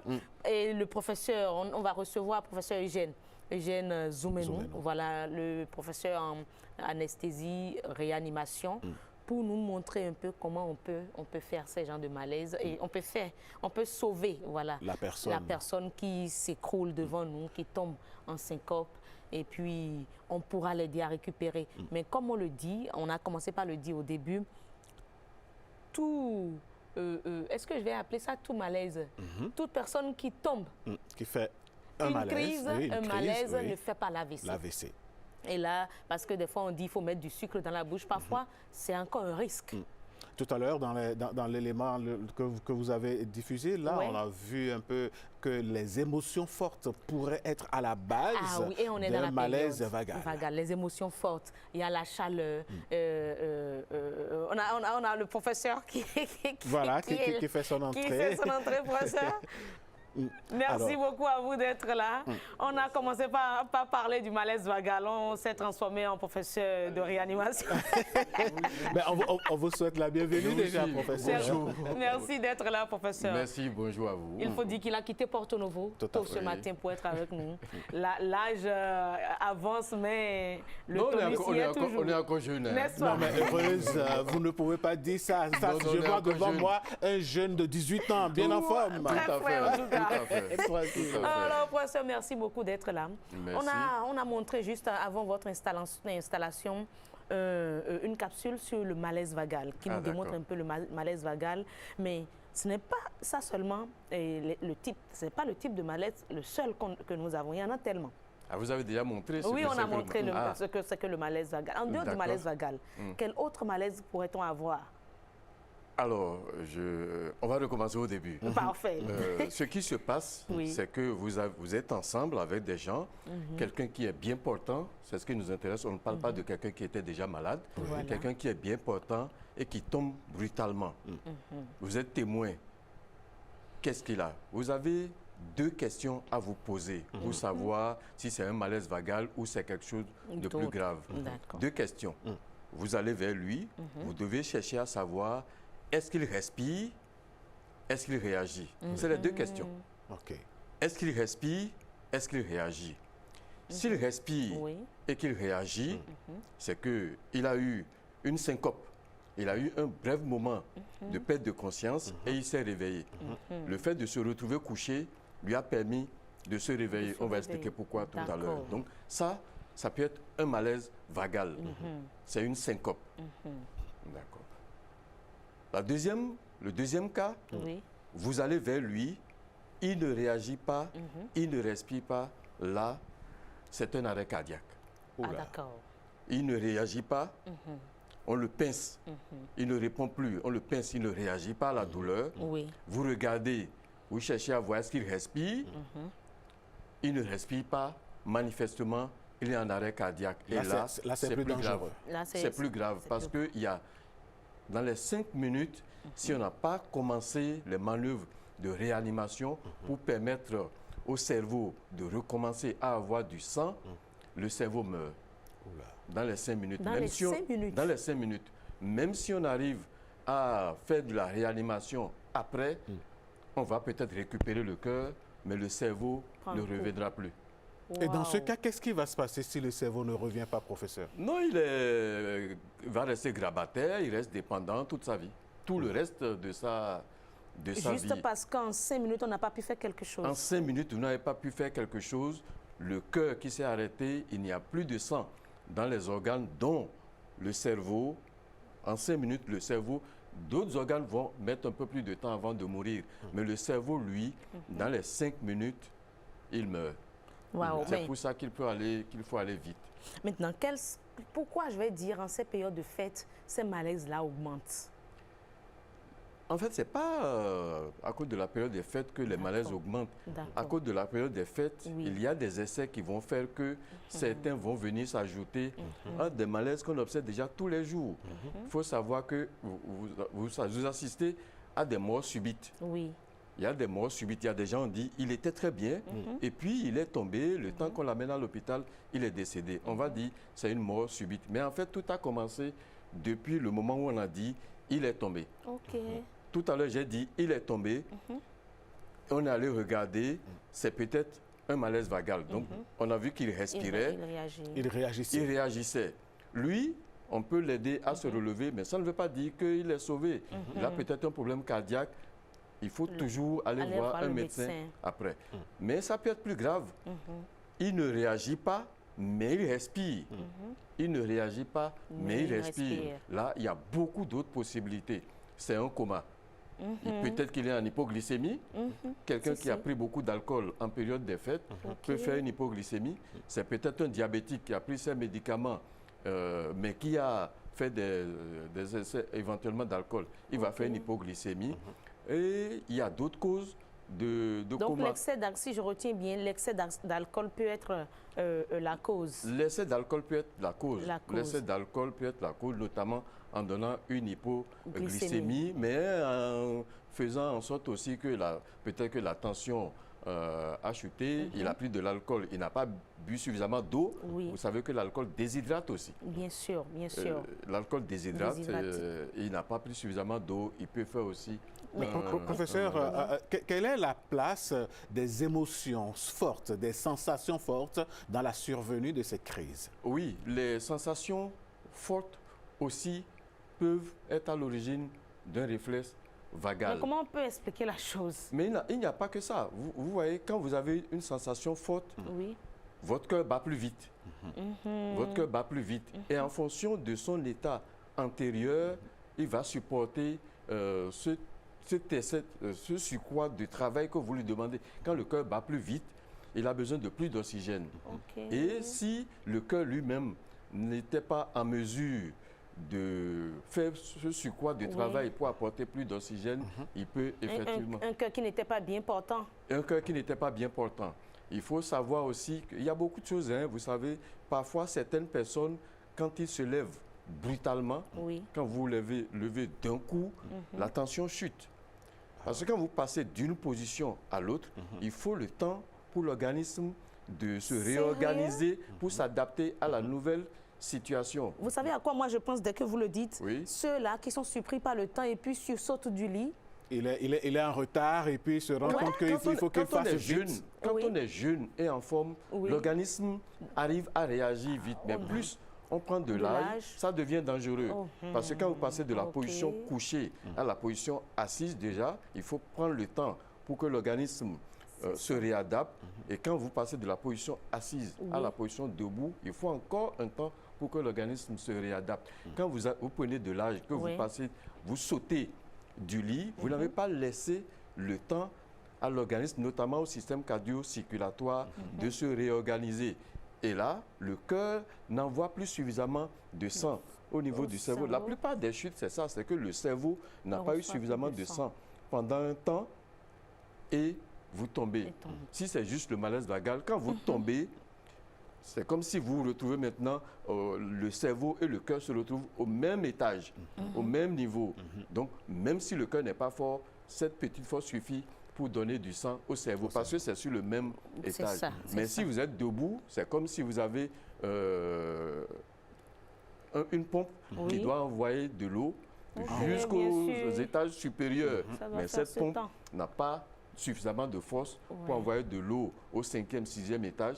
Mais ceux du rez-de-chaussée et du premier en reçoivent. Donc quand vous tombez, c'est ça qui est intéressant dans le malaise vagal. Quand l'individu tombe, il est horizontal. Laissez-le horizontal, son cerveau a de nouveau du sang. L'erreur, c'est de croire qu'on va l'aider et de vouloir l'asseoir. C'est ça. Il faut toujours les laisser se relever d'eux-mêmes.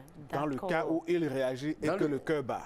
Il réagit et respire. C'est ça. Il réagit et respire. Ça veut dire que son cœur bat. Donc, en ce moment, il faut le laisser se réadapter lui-même. Donc, c'est lui qui sait comment il se sent. Et s'il commence à se relever, on va l'aider à se relever. Mais tant qu'il n'a pas commencé à se relever, il ne faut jamais l'asseoir. Mais ça, c'est dans le cas, il faut le préciser, repréciser, c'est dans le cas où il respire, il réagit. Il réagit, il respire. Il faut le laisser se relever lui-même. Parfait. Ne l'aidez pas tant que lui-même n'a pas ébauché le mouvement de se lever. De se lever. Parfait. Maintenant, dans les autres cas qui deviennent plus graves, on a un humain, on le disait Alain et moi tout à l'heure, bien sûr, vous allez nous montrer ce qu'il faut faire. J'ai trouvé un mannequin, on va le faire. Quels sont ces gestes-là? Monsieur le mannequin, vous pouvez nous rejoindre. Voilà, nous avons notre mannequin, bien sûr, il va venir sur le plateau. Vous avez l'image ici? Voilà, tout à fait. Bien sûr, vous aurez tout. D'accord. Voilà. Donc, vous tombez, il est tombé brutalement. Il est tombé brutalement. Je suis le premier témoin. Je viens, monsieur, et il essaie de commencer à te lever. Il a commencé à se lever. OK, ça va. Là, généralement, la conscience revient, elle est claire. Et puis, la personne peut même vous expliquer, oh, c'est pas la première fois que ça m'arrive, c'est déjà arrivé une fois. OK, ça, c'est la situation la plus simple. Possible, d'accord. Ça, il n'y a pas de problème pour ça. Mais encore une fois, il ne faut pas le laisser aller en voiture, il n'a qu'à aller en consultation parce qu'il y a des maladies graves du cœur, des blocs auriculo-ventriculaires qui peuvent se manifester. Il peut arriver, la personne peut dire, bon, je me sens bien, je prends ma moto, je peux y aller.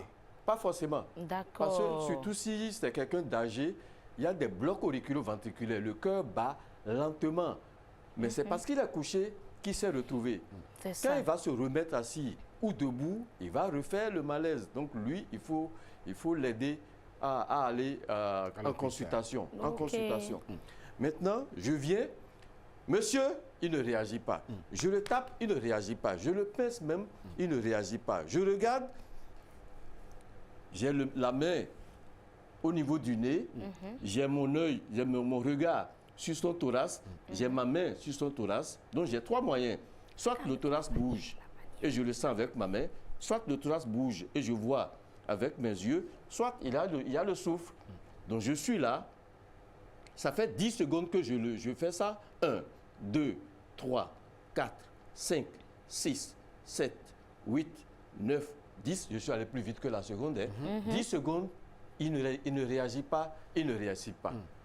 Là, c'est un arrêt cardiaque. Cardiaque, ok. Vous criez au secours. Allez à l'aide. Allez à l'aide. Il ne va pas bien. Parce que vous ne pourrez jamais le réanimer tout seul pendant longtemps. Vous criez à l'aide. Si quelqu'un a un téléphone, la personne appelle en même temps le SAMU. Si on est dans un environnement où il y a le SAMU. Oui. Il a une cravate, je desserre, j'enlève sa ceinture et je peux le dénuder aussi. Il faut le masser. Ce qui est important là, c'est le massage cardiaque externe. Il faut le masser. Comment on peut faire ça? Ce n'est pas compliqué. La poitrine a 2 côtés. Oui. Côté gauche, côté droit. Professeur, je propose, je propose que vous vous mettiez de ce côté, justement, voilà, pour que les téléspectateurs puissent bien comprendre et voir ce que vous faites. D'accord. Donc, on dit, il ne réagit pas, il ne respire pas. La poitrine a 2 côtés.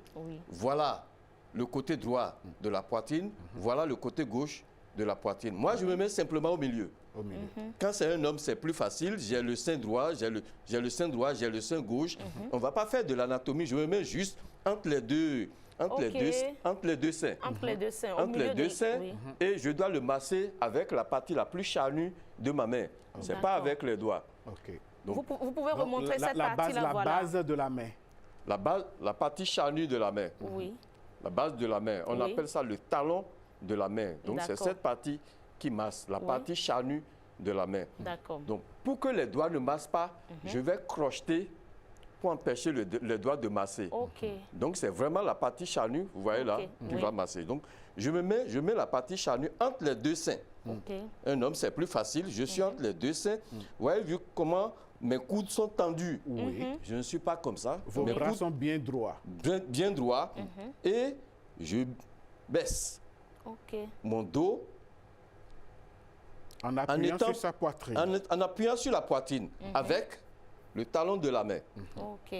Et c'est mon dos en baissant qui imprime une compression au niveau du thorax. Donc, je suis en train de faire des compressions thoraciques. Et je dois faire au moins 100 par minute. On peut se demander, mais 100 par minute. Comment je vais compter 100 par minute? Je sais qu'une minute, c'est 60 secondes. Si je fais 1, 2, 3, là, je suis à la seconde. Ce n'est pas suffisant. Je dois faire un peu plus rapide que ça. 1, 2, 3, 4, 5, 6, et je compte. 7, 8, 9, 10. Vous voyez, je dois avoir 100 par minute pour être sûr que je comprime le cœur à un rythme suffisant. Et en même temps, vous savez que le cœur se remplit de sang et rejette ce sang à la systole. À la diastole, il se remplit. À la systole, il rejette le sang. Donc, je dois faire la même chose. Si je fais trop vite, le cœur n'aura pas le temps de se remplir. Donc, il faut trouver le juste milieu, le juste rythme. Donc, je fais systole, diastole, systole, diastole, systole, diastole. C'est quand le relâchement qui est la diastole. Systole, diastole, systole, diastole, systole, diastole. Donc, c'est pour ça que je fais 1, 2, 3, 4, 5, 6. Vous voyez, je ne fais pas ça. C'est surtout ça qu'il faut éviter. 3. Et je suis au milieu. Même si c'est une femme, je suis au milieu des 2 seins. Il faut se mettre au milieu des 2 seins. On va vous dire, parce qu'au milieu il y a le sternum. C'est au niveau des sternums qu'on masse. On ne masse pas les côtes. Parce que les côtes, si vous massez la côte, le cœur est protégé en dessous. Vous n'allez pas atteindre le cœur et vous risquez de casser les côtes. Donc, il est vital de chercher le juste milieu. C'est le milieu de la poitrine. Les 2 seins. Entre les 2 seins, on ne va pas utiliser des thèmes techniques. Se mettre entre les 2 seins, nous, on le sait parce que, vous savez, on a un trou ici. On a un creux ici, on a un creux en haut. Si on se divise par 2, je suis au milieu, je suis au niveau du sternum et je masse. Et je masse. Et vous l'avez dit, il faut le faire 100 fois par minute. Il faut au moins 100 fois par minute. Donc, il faut aller si je fais, Oui. encore une fois, 1, 2, là je suis à la seconde. C'est trop lent. C'est trop lent. Je vais être un peu plus rapide que la seconde. 1, 2, 3, 4, 5, 6. Et comment savoir que ça a des faits, que le patient réagit? Le patient va recommencer. Soit le patient se réveille, soit le patient recommence à respirer. À respirer, d'accord. À respirer. Ou bien, vous allez voir un premier mouvement de respiration qui vous dit que il est en train de s'améliorer. Tant que vous n'avez pas réussi, tant qu'il ne s'est pas réveillé, vous ne vous arrêtez pas.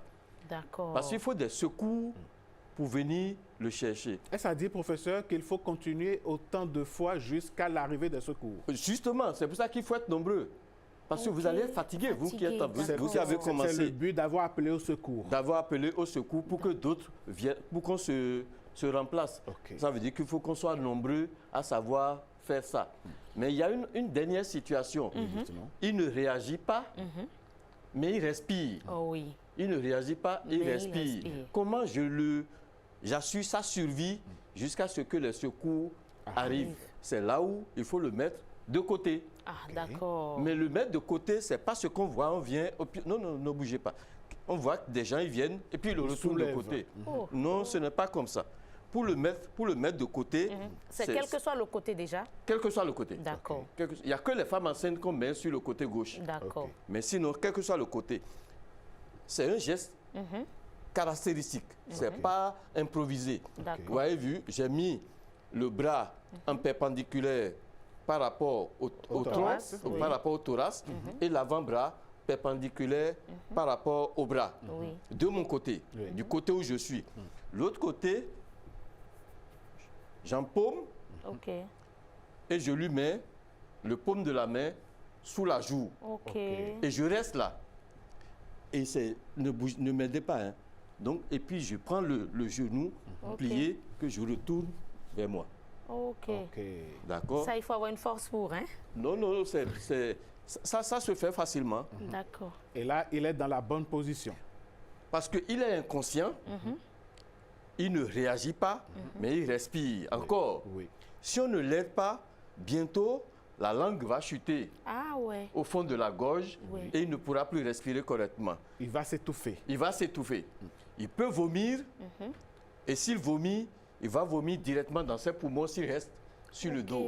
Alors que s'il reste sur le côté, il va vomir dehors. C'est ça. Et comme il est inconscient, il n'a plus le réflexe de protéger ses voies aériennes. Vous et moi, quand on est en éveil, dès qu'il y a le moins de liquide, le moins qu'un étranger qui cherche à aller dans les poumons, on tousse. Bien sûr. Mais lui, il est inconscient, il n'a plus ce réflexe-là. Donc il faut le mettre de côté, dans cette position, le temps que les secours arrivent. Parfait. Et ça c'est dans le important. cas où il a perdu connaissance, mais quand même, il respire. Il respire. C'est très important. Il ne fait pas de mouvement, mais il respire. Voilà, ces deux choses-là. Est-ce qu'il réagit? Est-ce qu'il respire? D'accord. Il faut prendre son calme. Il ne faut pas paniquer. Il ne faut pas paniquer. Vous qui êtes venu au secours, ne paniquez pas. Ne paniquez pas. Ce n'est pas la peine de s'attrouper. Si quelqu'un sait le faire, de manière autoritaire, dites « Laissez-moi, je vais voir comment il est. Laissez-moi, je vais voir comment il est. » Il faut le dire de manière autoritaire pour permettre aux gens... Sinon, les gens ne bougent pas. Hein. Tout à fait. Ce à quoi on assiste, c'est qu'il y a un attroupement tout de suite. Tout le monde s'arrête pour voir ce qui se passe. Il faut qu'on forme le plus de gens possible. Et ça, la Croix-Rouge le fait. Il faut former le plus de citoyens possible qui ont conscience que pour aider, je peux sauver une vie. Et ça peut arriver n'importe où. Ce geste-là que vous venez de faire, professeur Zomenou, peut sauver celui qui est tombé. Mais bien sûr, c'est-à-dire que je lui donne la chance de pouvoir atteindre un hôpital.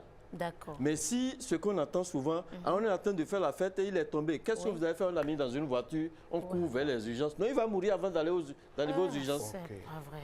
Quelqu'un qui ne respire pas, vous n'avez aucun moyen d'atteindre les urgences et qu'il soit encore vivant. Il faut donc faire les premiers gestes du secours avant de partir. Il faut faire déjà les pompes. S'il ne respire pas, il vaut mieux encore rester sur place. D'accord. Tant qu'il ne respire pas, il faut rester sur place. Alors, est-ce qu'il faut lui donner de l'eau à boire? Est-ce qu'il faut lui donner du sucre? Est-ce qu'il faut lui donner ici et ça? Il ne faut rien donner tant que la personne n'est pas éveillée.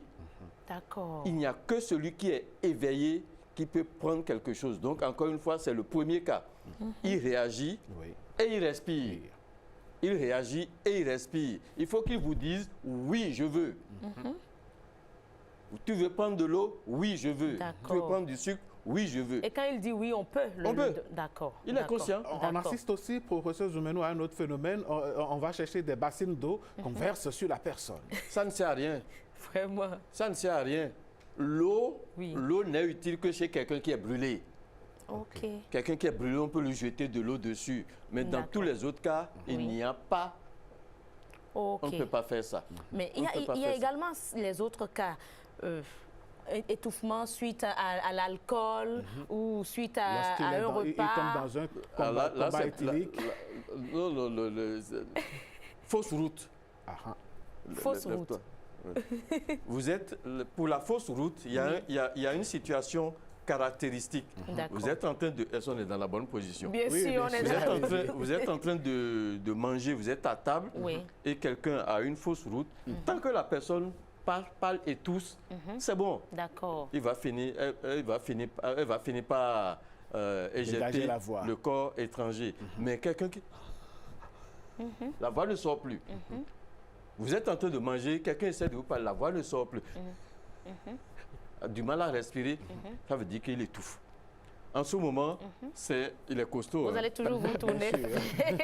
Voilà. Donc, lui, il est costaud. Vous vous levez, vous allez le chercher, vous le mettez debout, il est conscient. Encore en ce moment, vous formez le point, vous êtes debout derrière lui. Je suis entre le thorax et l'abdomen. Il y a un creux là, le creux qui est là. Je forme le point en ce creux et je fais un coup brusque dedans. Comme si vous voulez le soulever. Comme si je voulais le soulever. Exactement, vous avez bien dit.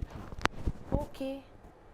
Ça, c'est on parle de la manœuvre de et ce qui est bloqué. Voilà, c'est l'idée. C'est-à-dire que j'appuie et je soulève. D'accord. D'un seul coup. Avec force. Avec force. D'accord. Suffisamment avec force. Avec force. En espérant que, avec ma pression, le bout d'aliment ressorte. Et là, il commence à tousser. Et quand il tousse, il est sauvé.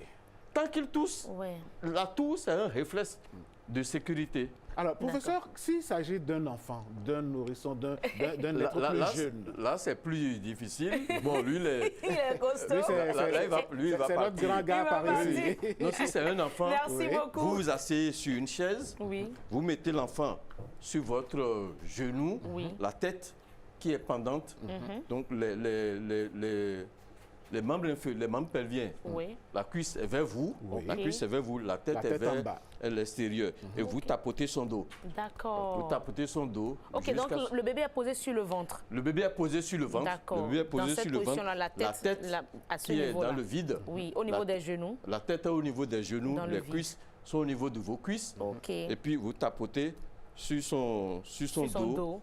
Jusqu'à ce que le mouvement de tout Il revienne. est donc important de connaître les premiers gestes, les gestes qui sauvent.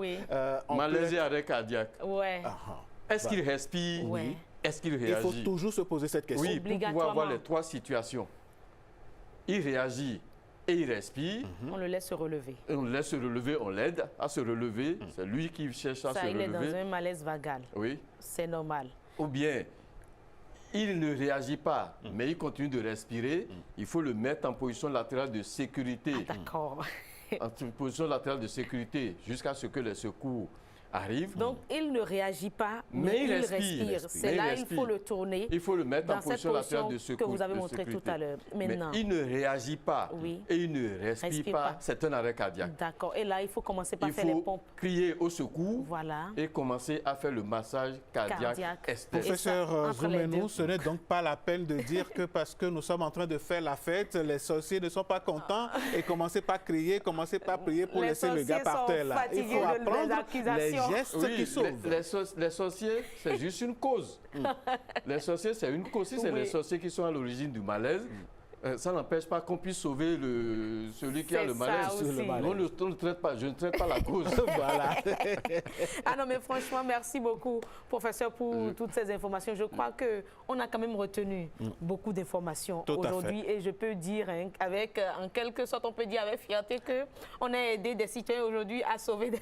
Tout à fait, à connaître les gestes qui sauvent, les premiers gestes. Donc, et le professeur l'a dit, il faut former beaucoup de personnes. Quand vous avez l'occasion et l'opportunité de vous former à ces gestes-là, il faut en profiter. La Croix-Rouge vous nous avez aidé à les avoir. Demain, si tout possible, on doit les avoir sur le plateau. La Croix-Rouge est disponible pour former le plus de citoyens. Et le SAMU aussi s'organise aussi pour pouvoir former les Il y a aussi les éléments, les anciens sapeurs-pompiers, voilà, les éléments de l'Agence nationale de protection civile. Civile aussi. Mais pour éviter d'en arriver à ces, je ne vais pas appeler ça extrême, mais à ces situations, comment faut-il prévenir ces malaises-là? C'est notre mode de vie. Hein. C'est notre mode de vie. On accuse souvent le bilan de santé qu'on ne fait jamais. Est-ce que ça également vous le notifiez? Oui, en fonction de l'âge. Mais plus que le bilan de santé, il faut avoir déjà une hygiène de vie. Comment je mange, comment je bois, comment je dors, comment je marche, comment je bouge. Il y a des gens qui ne bougent pas. Et beaucoup, le grand mal actuellement, c'est la sédentarité et l'inactivité physique. Moi, je suis heureux de vous voir faire votre émission debout. Mais après, professeur, à la fin, on a mal à la hanche.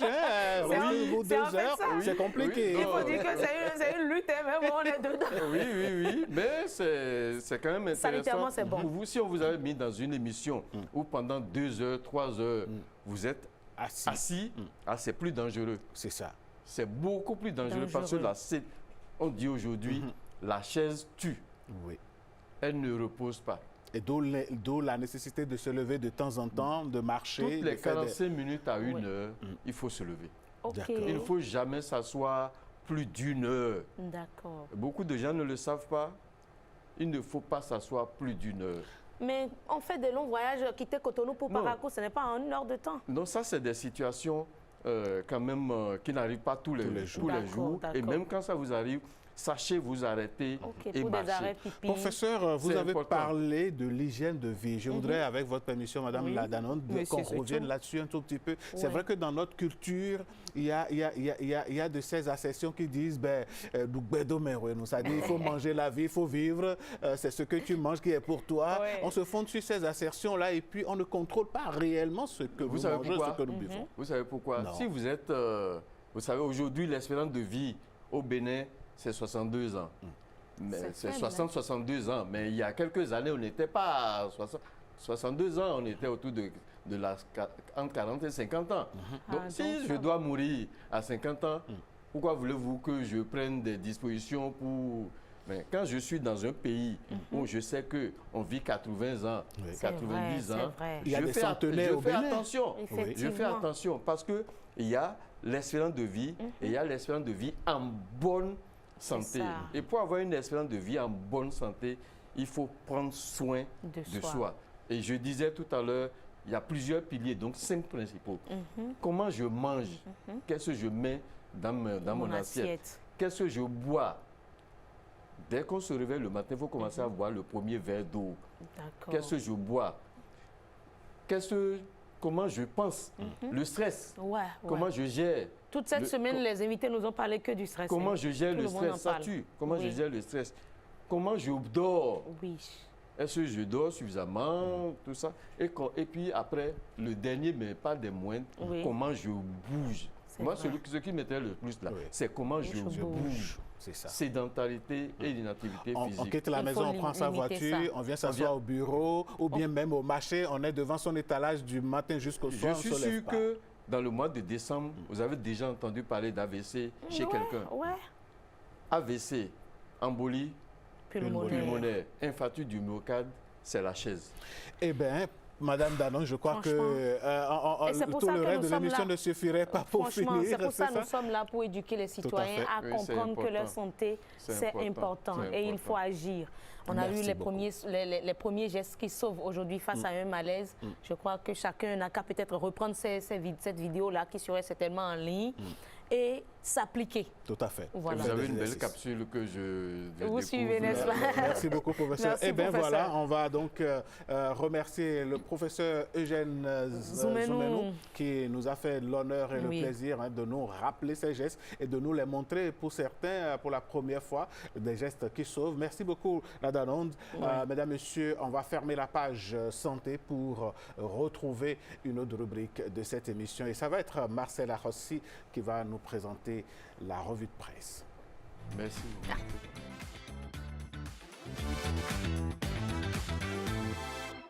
Revue de presse, Marcel Arrossi, fidèle au poste, bonjour. Allez, bonjour à tous. Avec la presse, qu'est-ce que nous allons pouvoir nous mettre sous la dent ce matin? 30 militaires, un civil présenté au procureur spécial de la Criette, passé devant le juge des libertés, puis placé derrière les barreaux en attendant que la justice tranche. La Nation, quotidien de service public, énumère les chefs d'accusation: atteinte à la sûreté de l'État, trahison, intelligence avec une puissance étrangère, assassinat. Et le quotidien rappelle la chronologie de ce matin du 7 décembre 2025. Cotonou, réveillé par la stupeur, une déclaration lue à la télévision nationale, des coups de feu, la peur, puis la riposte. La Nation va insister. La promesse présidentielle est tenue. Le putsch n'est pas resté impuni. La justice avance. Les enquêtes continuent. Le Soleil Bénin Info, lui, éclaire la portée du geste judiciaire. Pour ce quotidien, cette mise sous mandat de dépôt est un signal fort, un message adressé aux acteurs de la tentative et à tous ceux qui seraient tentés par l'aventure. La justice béninoise, écrit le journal, se met à l'épreuve elle-même. Indépendance, impartialité, crédibilité, car au-delà des suspects, c'est la démocratie qui est observée par les citoyens, par les partenaires, par le monde entier. Info Matin change de focale. Le journal se penche sur l'homme au sommet de l'État. Le plus dur commence pour le président Patrice Talon. Info Matin reconnaît les réformes, les infrastructures, la modernisation, l'image internationale. Mais le journal pose un paradoxe. Plus l'État se renforce, plus les résistances surgissent. La tentative d'échouer devient alors, selon Info Matin, la preuve à la fois de la solidité des forces de défense et de la persistance des menaces invisibles. Le plus dur commence, écrit le journal, non parce que tout est fragile, mais parce que désormais chaque pas se fera sous surveillance.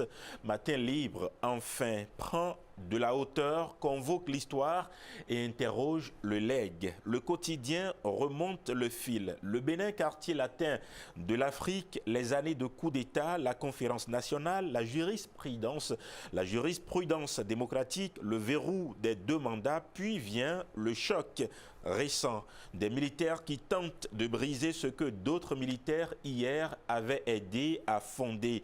Matin Libre interpelle: à quelques mois de la fin du mandat, l'heure n'est plus seulement au bilan, mais à l'introspection. Quelle démocratie laissée en héritage? Quelle respiration pour le pluralisme? Quelle paix durable après la sidération? Point d'interrogation. Il n'y a point d'interrogation à cette étape de cette émission. Elle est bel et bien terminée. On se retrouve demain. Prenez du plaisir à suivre les programmes de Bénin TV, la télévision nationale. Mesdames, Messieurs, nous, on vous retrouve demain, par la grâce de Dieu, avec la même énergie, la même foi et surtout la même détermination. Bonne journée à chacun et à tous et à demain.